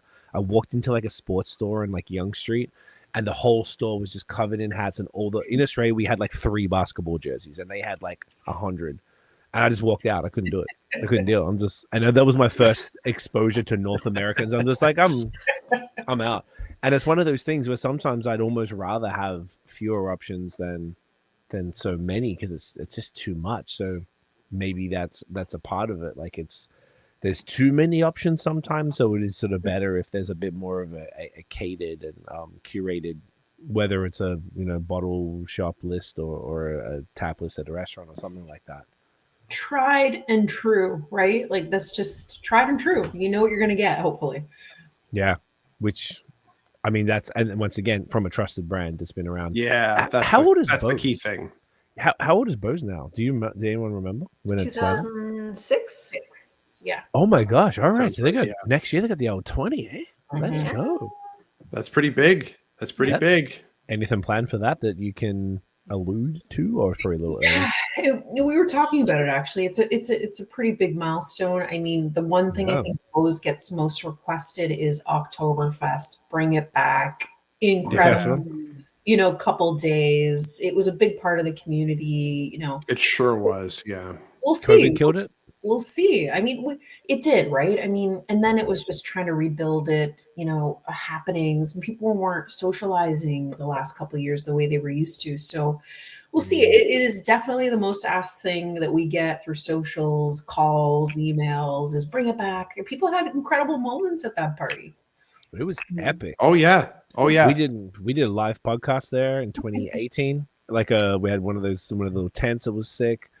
It was just like, and the scale, it was more the scale of it than it was like able to even operate. And then the keg tossing stuff was all fun. They had the skate ramps and the big name bands that were playing. Like, Yeah.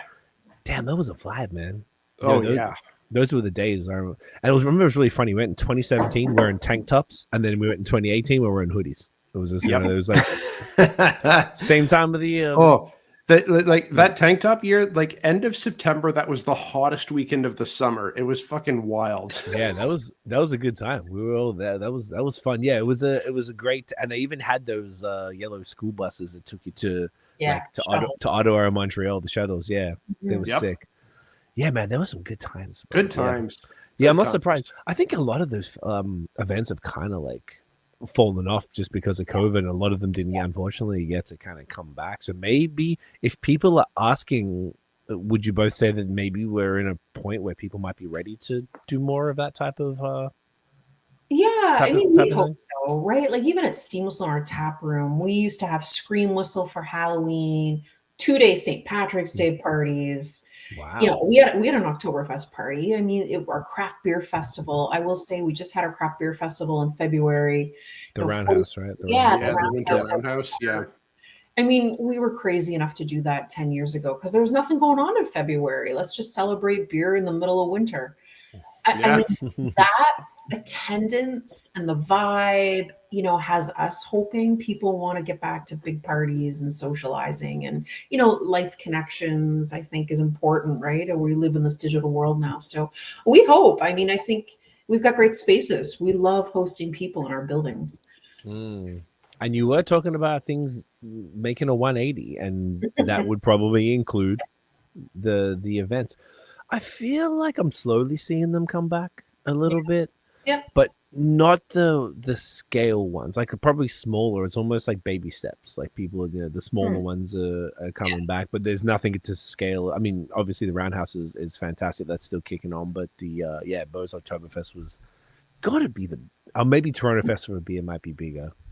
Yeah. But like the Beau's Oktoberfest was a beast unto itself. It was, I think, like, did anyone know the numbers? I think like in a weekend, wasn't it like 10, 20,000 people? Or something like that? I think so. That sounds right. Yeah, it was like 20,000 people rolling into town, which was incredible for the community. Yeah. You know, it's tough to pull those events off now, right? I think that's been our challenge of the hurdle of, man, how do you pull it off? Because it's a legacy event. And you got to get it right? If you resurrect. A lot to live up to. Yeah, big time. To me, that's a lot of pressure, knowing what they did. Yeah, just did either of you? I imagine both of you had sort of attended in the past. Yeah, I was there once back in the day. So I never made it. Never made it? I'm ashamed to say. It's okay. Look, I haven't been to the Roundhouse Festival. I'm ashamed to say that too. It's sometimes I haven't either.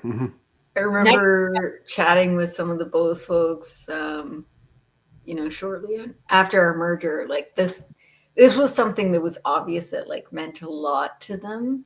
And I remember like going to the Vankleek Hill site and like checking them out after the merger, or maybe just slightly before, and like having some beers with them in the tap room and talking with the people about like their favorite and worst BAOS Oktoberfest experiences. And it was hilarious, the stories that came out. And I was like, yeah, you know, this is a part of Ontario craft brewing history.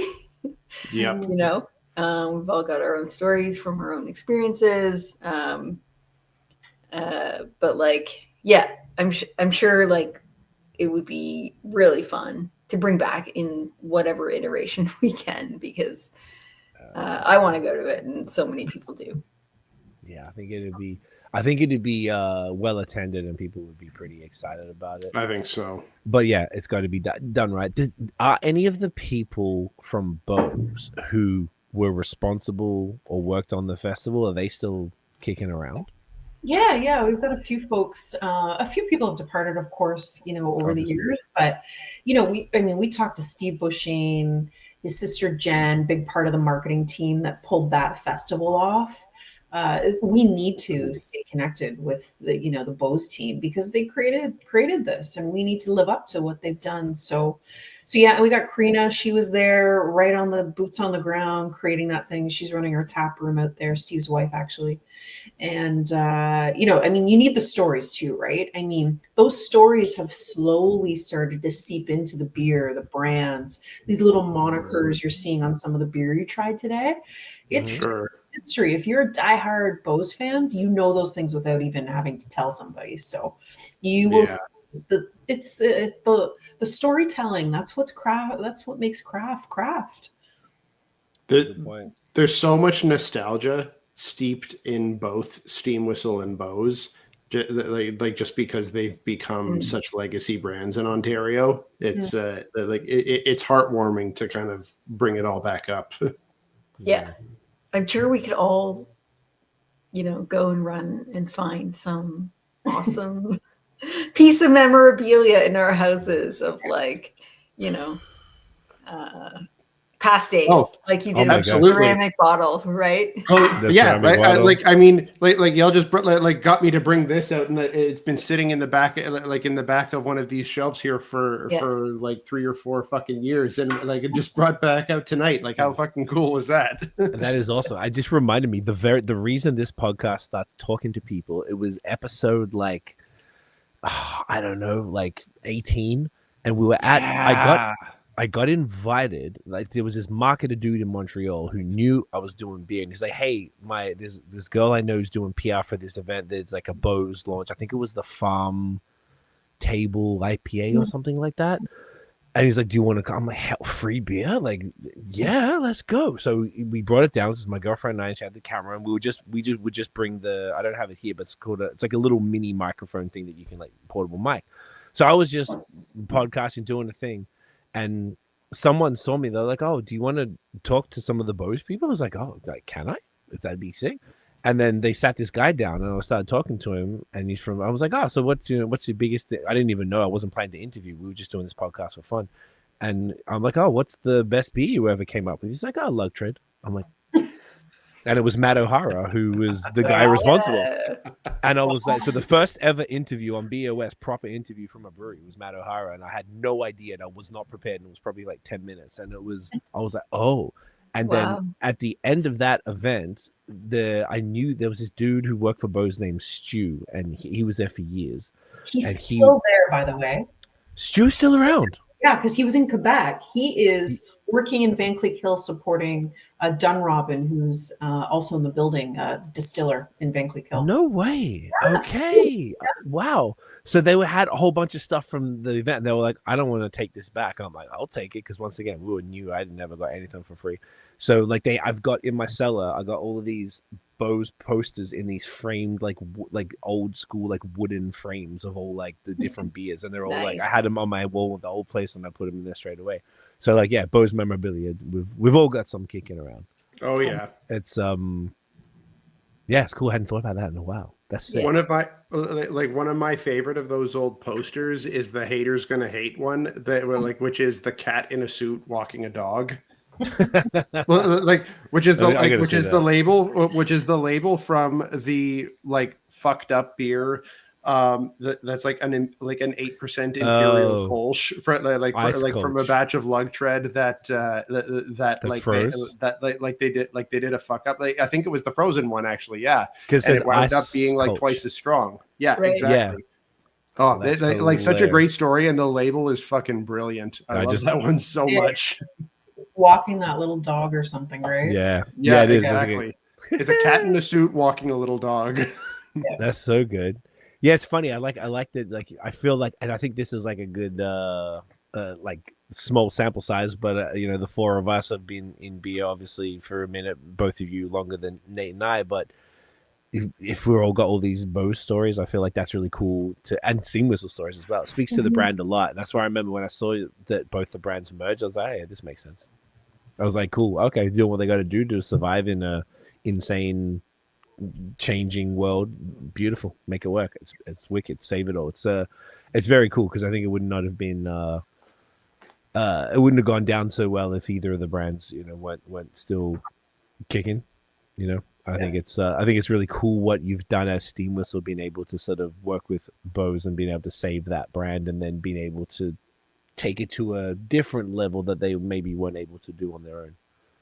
It's Yeah, I mean, you're right. OG brands, Canadian business, entrepreneurial business. It's family-run operations. Not easy to yeah, keep going, and so to be able to carry that on. I mean, we feel proud to do that, and still connect with the crew that created something from nothing. I mean, it's fun.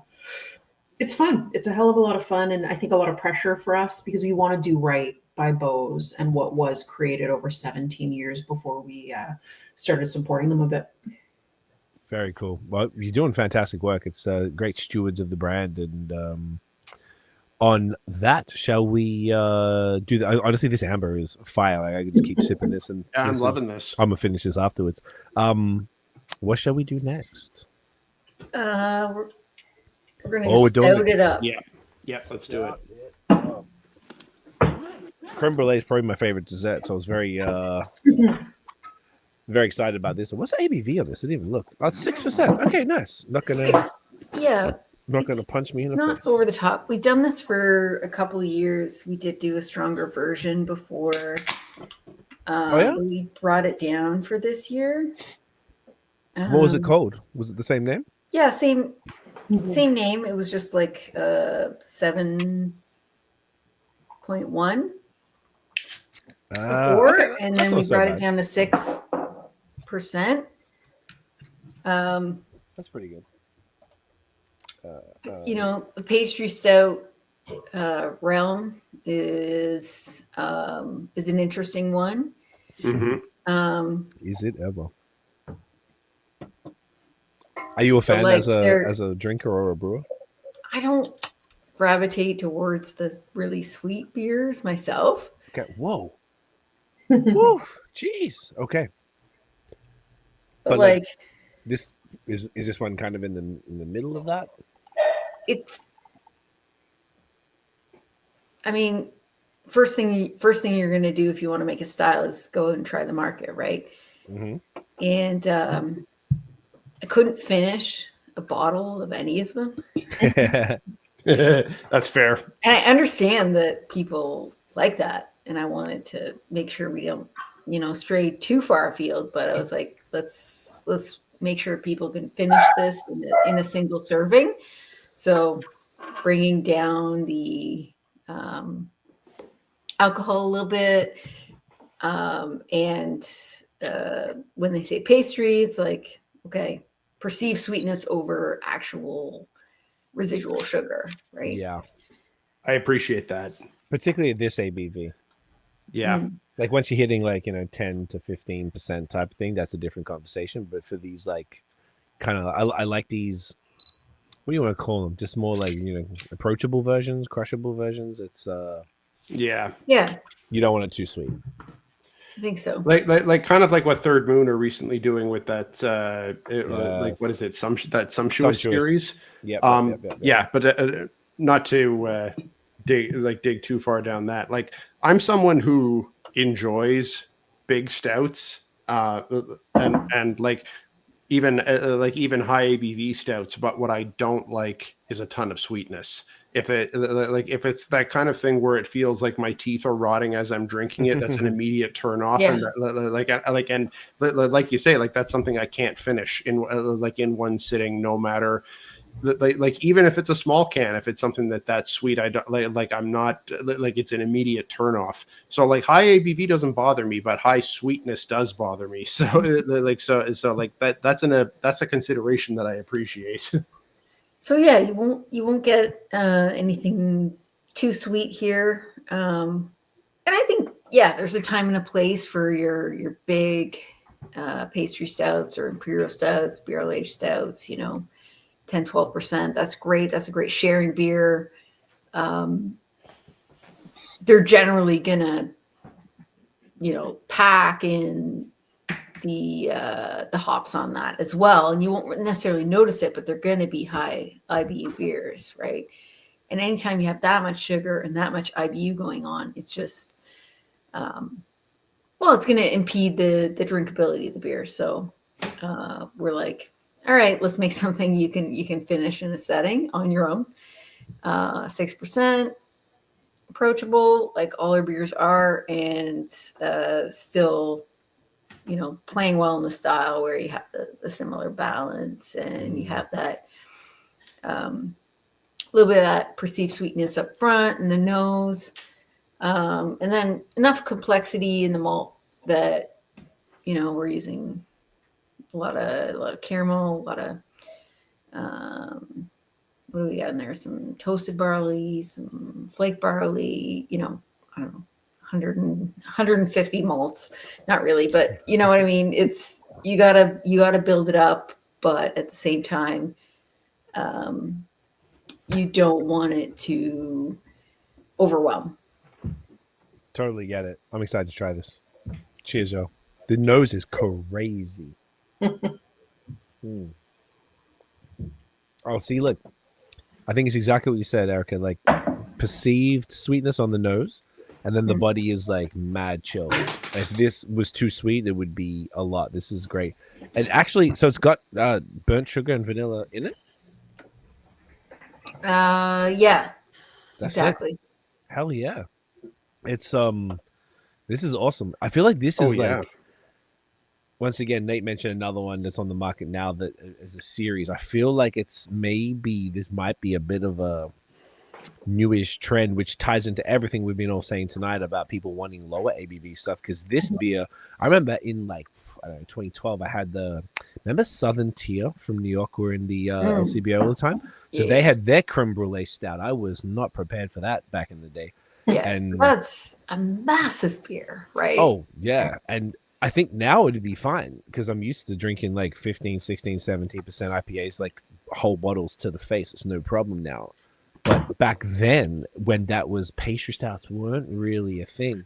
Yeah. Like, oh my gosh, that was so intense. And I feel like it just got more and more intense over time. But I think now there's like an interest in a lower ABV version of those same flavors. The flavors themselves are kind of appealing, but the ABV isn't really where everybody wants it to be. So having something like this at 6% that's got a little something going on, a little bit desserty, but it's also, you don't have to have 4 ounces. You can have a whole can and be completely good to go. But this has the body of a bigger beer. Like this is quite very nice. creamy. Like this drink's bigger than I was expecting. Big time. Yeah, I mean, that's just how you can balance things. Like, you'd probably be surprised how dry almost all of our beers are by the numbers, right? Because we're huge on balancing it with other characteristics. Because I'm a big believer in residual sugar left over in the beer, translates to it's a carrier of flavors in a way. But it impedes drinkability in the long run. And I agree with that. All of our beers, all of our core brands for sure, most of our seasonals, I definitely want you to be able to finish your can, but I also definitely want you to pick up another one. Yeah, like this is to the point where, like, I don't know if you want 2 of them in the setting, but you could comfortably drink one and you could have one after, like, as a nice dessert beer multiple nights and not be like, sometimes you don't want to drink 2 nights in a row big stouts or something. It's too much. Yeah. Whereas like this is like in that sweet spot of was it 6%, right? So you can put that in your lineup. I remember back in the day when I was getting into craft beer, and I would go to Barvolo $4 pint nights. Oh my god, that must age me. But like that's dangerous. $4 pints. Oh my god, what a time! What a time! Yeah, and I was like, I don't know what they're gonna have on tap. They're gonna have 25 awesome beers on tap, but I'm gonna drink what was my lineup? Okay, so I would start with a Weiss beer if I could, something in that realm, like a wit, palate cleanser, clovey, little like phenolic type joint. Yeah. And then you go into your hops. So you pick your IPA or your pale ale or whatever it was.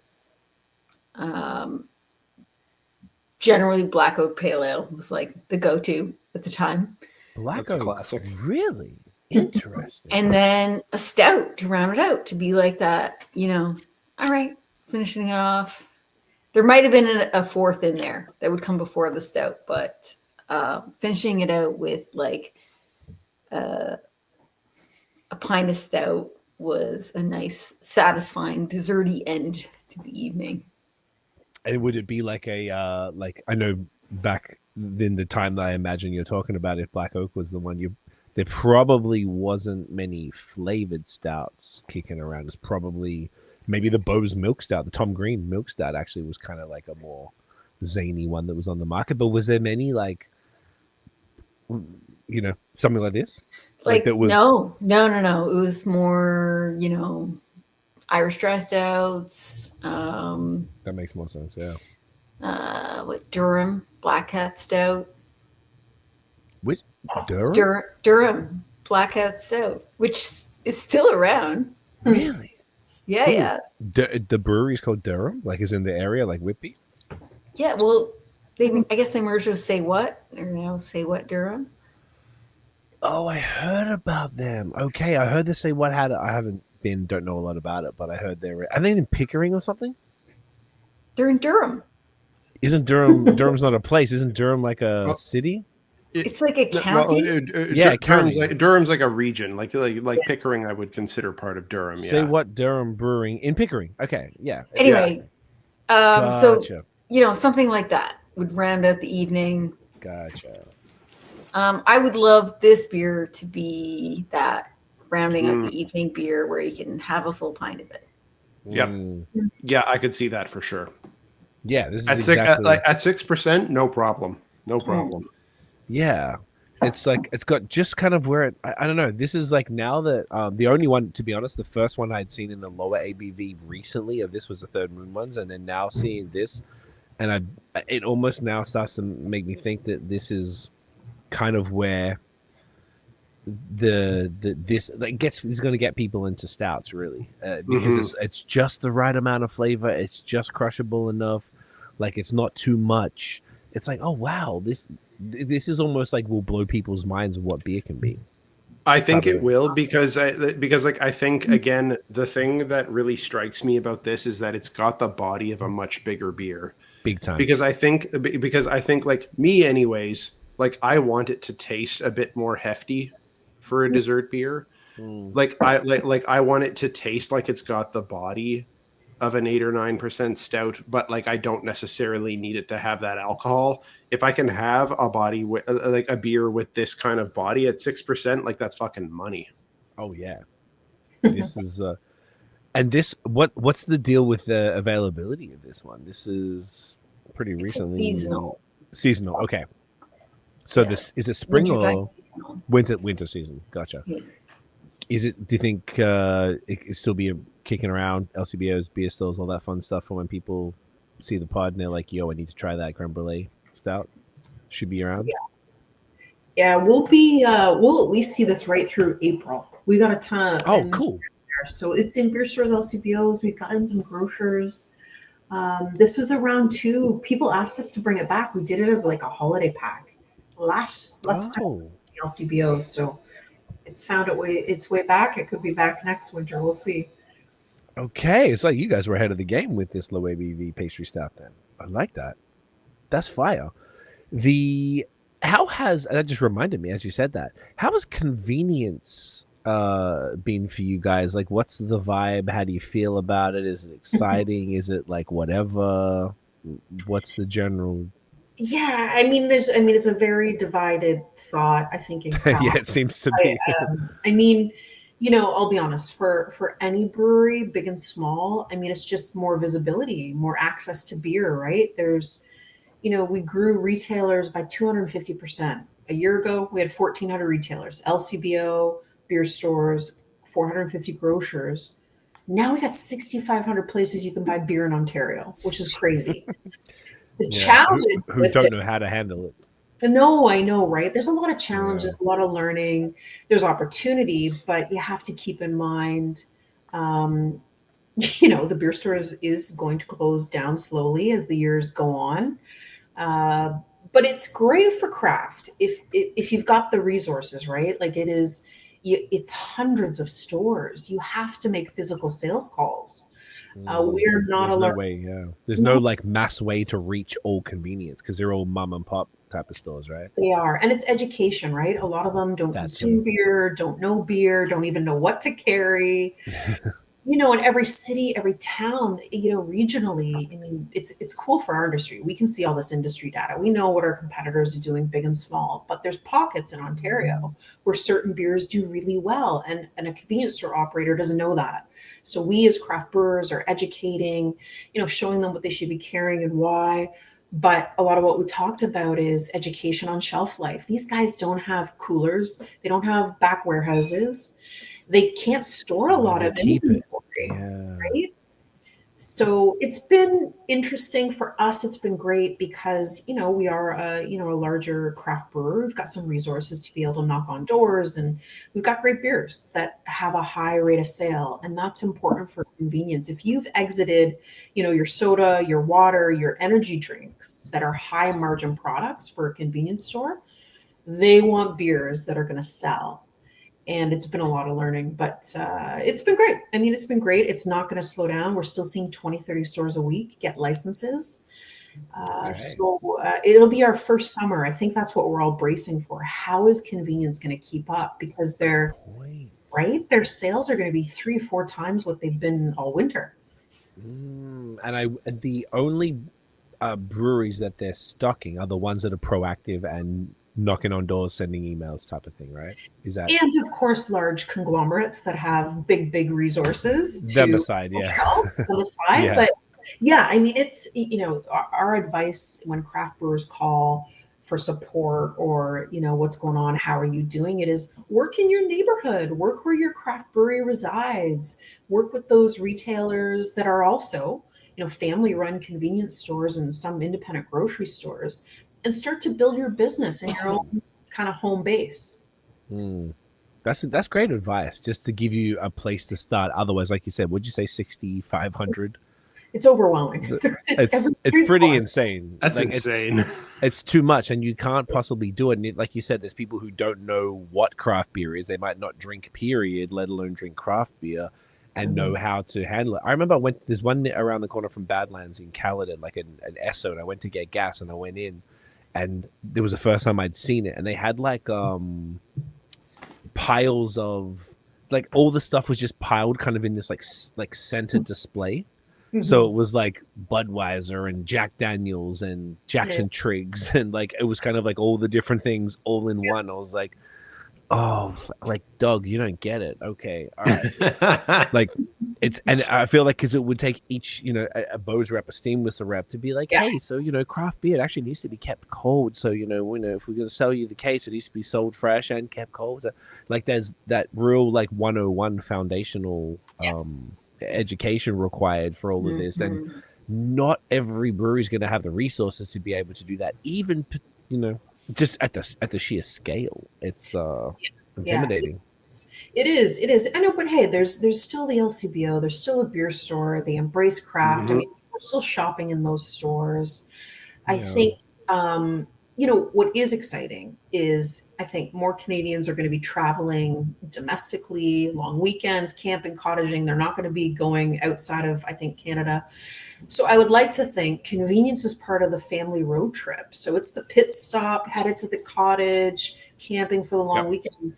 And there's still so many people in Ontario that don't even know they can get beer in their local, convenience store, 7-Eleven or Circle K. So I'm kind of pumped to see what happens when people are traveling and having summer vacations, and they're making, that convenience store part of the journey. So I hope, more people start to pick up beer and convenience.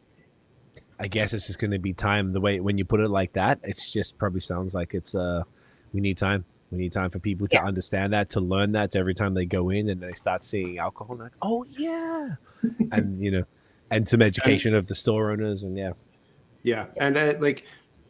to your point, a certain amount of that will probably happen organically, because as you're saying, as a lot of the kind of political turmoil is prompting more domestic travel, That like some of that will happen organically, because if people are choosing to spend their vacation time, like locally, like in Canada and whatnot, or in Ontario, is if you're like choosing to drive around, if you're like renting a cottage out in like out in Algonquin somewhere, and you end up stopping in your gas station and you're seeing cases of steam whistle or box packs of Beaus and like in your like in a gas station or whatnot, and like, oh hey,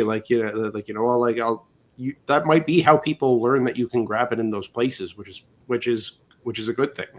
Yeah. I think it's more eyes on your product that maybe people haven't even walked into a beer store LCBO, and they're hopefully picking up beer for the first time ever, which is kind of cool. Yeah. So I guess it's only, when did it come in? It must have been like sometime last year, right? Like, yeah, I guess it wasn't. It was the middle of summer, and all of us in the industry said, "What?" Like, now I got to figure this out. Middle of summer, okay. So we haven't had a full summer, which is what you were kind of getting at. So this is our first full like stocked up summer for those breweries. It'll be interesting. It'll be interesting to see how it goes this summer. Yeah, I guess. Go. Well, it's our first full year. They now have RTDs. They didn't get RTDs till the end of October. So, yeah, I mean, it's still a ton of learning, but beer is selling. I can tell you that right now. I mean, it is a growth channel for us currently. I mean, we're putting a lot of time and energy into it because it's a new place to pick up beer, and it's the future of Ontario retailing, right? As changes happen in the market. So. No, that's a great way to look at it, because living in Quebec for a long time, like getting beer at a dépanneur or a gas station was just it was always there. To be fair, gas stations suck though. Gas station is hot garbage.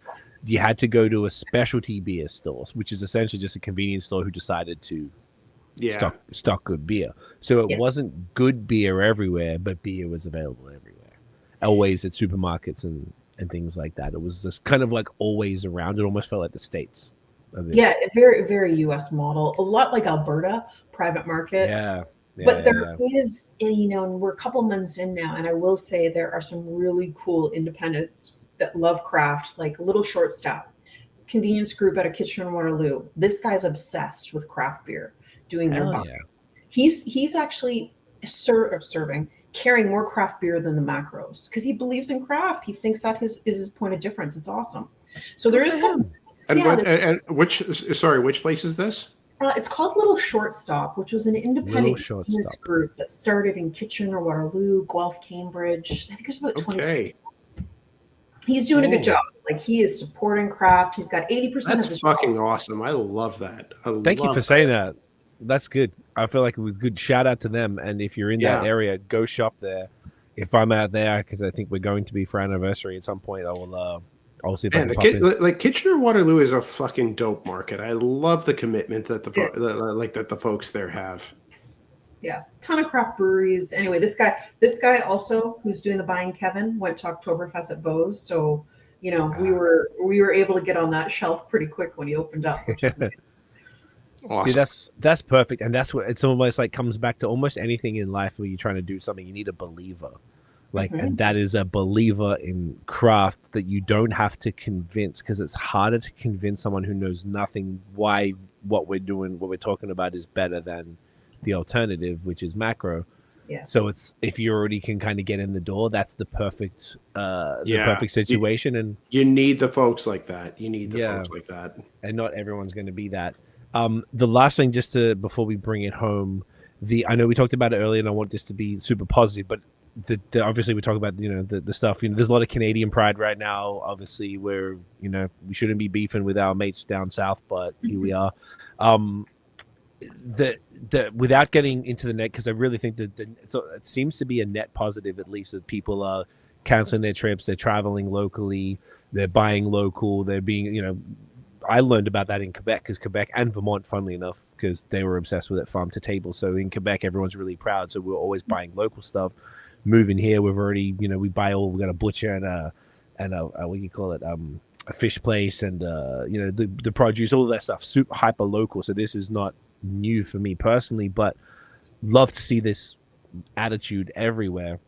Just in general, though, I'm just curious because, we talk to breweries of all sizes here, and we haven't gone into it too deep, but just, is there any sort of like overview of like sort of like how the tariffs could actually affect Canadian breweries, like at the scale of Steam Whistle and BAOS? That was kind of mostly what I'm curious about, because it's different when it's a smaller local brewery than to what you guys are doing. It's Yeah, I mean, the challenge for beer, there's no actually can manufacturer that can form the metal of the 473 mil can.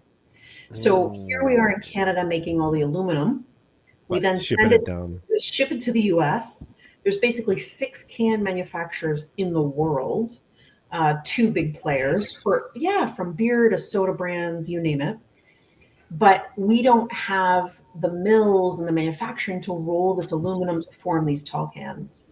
So it is a 473 mil tall boy problem. We can get short cans in Canada. We can get them in Europe. We get our bottles from Turkey, so we're good there. But in our situation, we order about 9 million tall cans a year.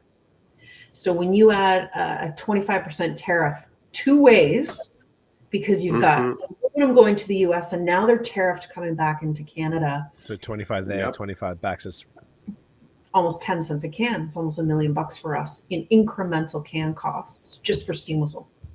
So, big brewer, small brewer, of course, we all want to find alternatives. For us, we spent the last month as a team figuring out other areas of the business to offset that cost. We don't think it's right to pass that on to the customer. That's our stance. We think that customers are going to feel the squeeze in everyday life purchases with these tariffs. They are. Oh my goodness, yes. So we're thinking, okay, what else can we do in our business, to manage, through what could be the next couple months. And so even our restaurant, right? Produce from Mexico, US, even though we're using Canadian suppliers, they're sourcing their goods. And that's just this snowball of supply chain. You're working with Canadian partners, but everything they bring in, chemicals, paper, malt, comes from the US. So we did what we thought was the right thing. We want people to buy our beer, buy Canadian, support real Ontario, real Canadian made, not domestic produced, American owned. And so, we looked even the simplest things. We had a Bavarian pretzel in our tap room that we were bringing up from Texas. We just found a Canadian solution. Why wouldn't we? It's fresher, it's better, it's Canadian made. So we've offset cost. Who wants 60 cents more on a 6-pack of tall boys? Not me. So we're gonna maintain looking at other areas to have operational efficiencies and weather the storm. I do have faith that our political leaders will figure this out, because it's not good for US or Canada. But the silver lining of it all is we're feeling it. We're seeing it. People are asking us. They are spending a little bit longer at that grocery store or that liquor store looking for Canadian product. I shout out the liquor boards that took off American products from their shelves. They have filled it with Canadian products.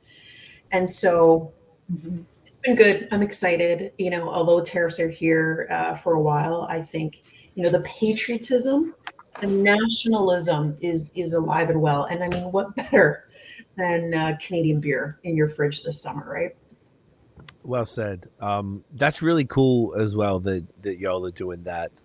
Look, 10 cents is 10 cents and it kind of adds up. And I feel like 10 cents at a steam whistle BAOS scale is going to be a lot more at a smaller scale, I would imagine, just based on numbers, right? So the fact that you guys are looking for other ways to, like you said, improve efficiencies to absorb that is a beautiful thing. And you're right. You go into the grocery store. Oh my God. I have a dog. So usually I wait in the car with the pup and she goes in, and then she was taking photos of like those like bargain shelves in the produce section. All the American stuff was in the produce section there. They were all full. All the Canadian stuff was empty. So it's like, wow. People are really doing that. And I mean, look, I guess if this is what it took to get people to shop local, then here we are. And look, hopefully it all goes away and we can figure it out. And or at least in the meantime, we can get the production capabilities, like you said, to make those 473 cans here, because if we have the raw materials, then what are we doing, fam? But I mean, like, you can't turn that on overnight. That takes time. It just is what it is. So, but and for the Americans, I feel for them just as much. Like they're, like you said, they're getting equally Oh, they're screwed on their grocery bills. They're absolutely like getting equally fucked, and it's a kind of thing of like, if this sort of shit wasn't going on, sending our aluminum down there to get processed and then it's sending back when we have a free trade, like when we have a free trade agreement, there's not a problem, right? Yeah. But you different conversation now. So if there's not this fucking dumb political shit going on, that arrangement can work fine.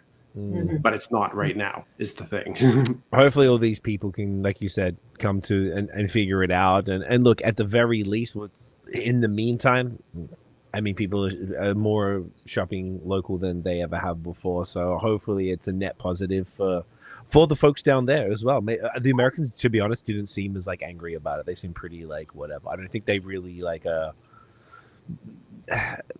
what's the word? I don't think it's being drilled home what it means for them as much. Whereas up here we have more, maybe because we're smaller and we kind of feel on the brunt of it a little bit more. So Canadians are moving on it quicker.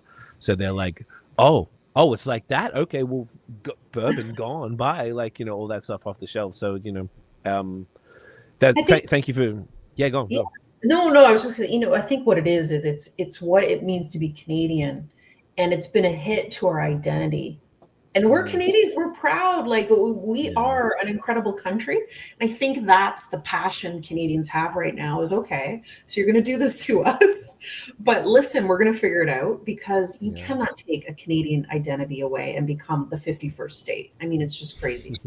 So, you know what I thought was really funny? That they're trying to make them the 11th province. I saw there's like a little movement. Yes, I did see that. That was pretty funny. Yeah, I don't think it's... Yeah, obviously it's all... I'm just like, dude, come on, man. What the fuck are you doing? This is so crazy. It's all so crazy. It didn't... Like, we all thought, like, oh, whatever, things are going to be a little hectic, but not this hectic. It's wild. It's wild times. It is great. Like, I think it's just great that it gives us this opportunity to like realize all of the natural resources that we actually have here. We have it all. And so, you know, there's a lot of advantages to maintaining these relationships, and nobody wants to be in the situation that we're in now. But hey, push come to shove, Canada's doing all right. And we're showing our pride right now, and everybody's feeling pretty good about that. Yeah, that's well said. That's exactly it. Like, we're just doing what we got to do. I remember moving here from Australia. We used to have the government sent us like 2-minute timers that supposed to stick to the glass on the shower, because we had water restrictions. We weren't allowed to wash our car. If we were seen with a hose on our car, our neighbor could snitch to the government. You had to use a bucket.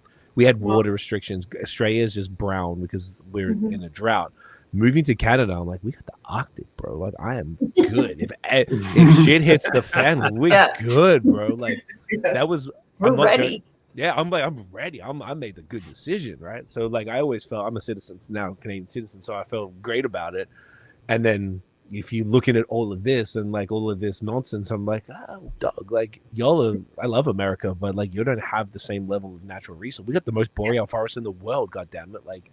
Yeah, it's all this fresh water. Fresh water. We're set up. All the gas in Alberta, if you need to do that, boom, boom, boom. Like, fam, like, stop messing around. Yeah, we're smaller, but it's not crazy. So, and Americans feel terrible about it as well. Everyone we spoke to, it's wild times. It's really unfortunate because you don't want to see anyone like divided by nonsense where the government isn't us. We're the people. The government is them, motherfuckers. Like, we are. And hey, that's why we got Canada's premium beer, because, you know, in the end, you know, it's all just have a good time and drink some beer and support Canadian. What else can we do? Drown our sorrows. We get to do. Yeah, drown our sorrows, drink some fresh water, breathe in our boreal forest air, and drink some incredible Canadian beer. Yeah. God damn it. Sounds very Canadian. There we go. Doesn't it? Right? I'm feeling really proud all of a sudden. God damn it. Yes. This has been such a fantastic conversation. Thank you both so much for taking the time and for spending so long with us. I know this is a little elongated, and you know, you've both been so open and cool with all the stories and the conversation's just been that good. Yeah, it's kind of flown by. We got 3 hours and nearly 3:20. It's kind of wild. So the beers are fantastic. I think you all should be really proud of what you've done with BAOS and keeping that alive. And obviously, Steam Whistle is a classic and legendary. And congrats on 25 years, which is Yeah. Once again, in beer, that's an incredible achievement. It's fantastic, and you both are fantastic stewards of the brand. It's very cool to meet you both and to have you on and to talk about it. Like I said, this has been like a goal we've been wanting to have.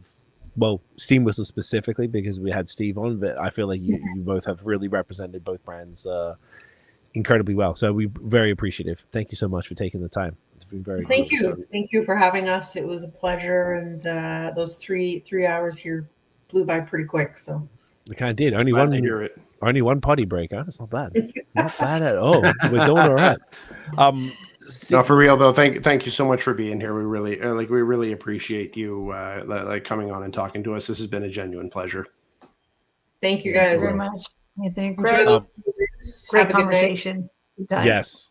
Seriously, good time. This has been awesome. Stick around. We'll wrap up real quick and we'll finish up off air. Where can everybody find Steam Whistle and BAOS online in real life? What do people need to know? I mean, man, I like to think that we are the best distributed craft brewery, certainly in Canada, for Steam Whistle. You can find us in every retail, liquor store, private retailer, bars and restaurants. And then for BAOS, Quebec, Ontario, again, Depanneurs, tons of bars and restaurants. We've got a couple really cool chain restaurants out there, Joey's, Earl's. These guys are supporting us. You can get us on tap. Beer Town. Shout out to Jen. Yes. Oh yeah, Jen's Hamsey, she's on it. But she's the best. Yeah. She is. I worked at Charcoal. Absolutely the best. Oh, you did? Oh, that was a restaurant chain. Yeah, that's when I left. We've had Jen on twice. She's the best. So that's amazing. In a great company. Craft supporter, right? I mean, it's what it takes. Oh yeah, my goodness. It's a beautiful thing. Yeah. But yeah, I mean, you can find us where all beer's sold in Ontario and Quebec for BAOS and Steam Whistle. So, and make sure you look for us in your local convenience store now because we're there. And ask for it if it's not there. Exactly. That's what you got to do. And if it's over 4 months old, tell them to get fresher product in. Tell them to call. And hey, it'll be swapped out immediately. Would you want anyone to find either of you individually online, or you prefer to just people to check the brands? It's too easy to find us all, but yeah, LinkedIn, Instagram, you name it. It's we're out there. And if you want to talk more or learn more, I mean, we'd love to host you at our breweries. I mean, that's what we love doing. Not to speak for Erica, but she'll talk about beer for 10 hours a day. So amazing. You both are wonderful. Thank you so much for your time. Once again, stick around. We'll finish up afterwards. But thank you again. This has been a banger, guys. Make sure you check everything out. Look for Steam Whistle. Look for BAOS everywhere. Get them in you guys. If you enjoyed the episode, smash the thumbs up, hit subscribe below, hit that notification bell, Nathaniel.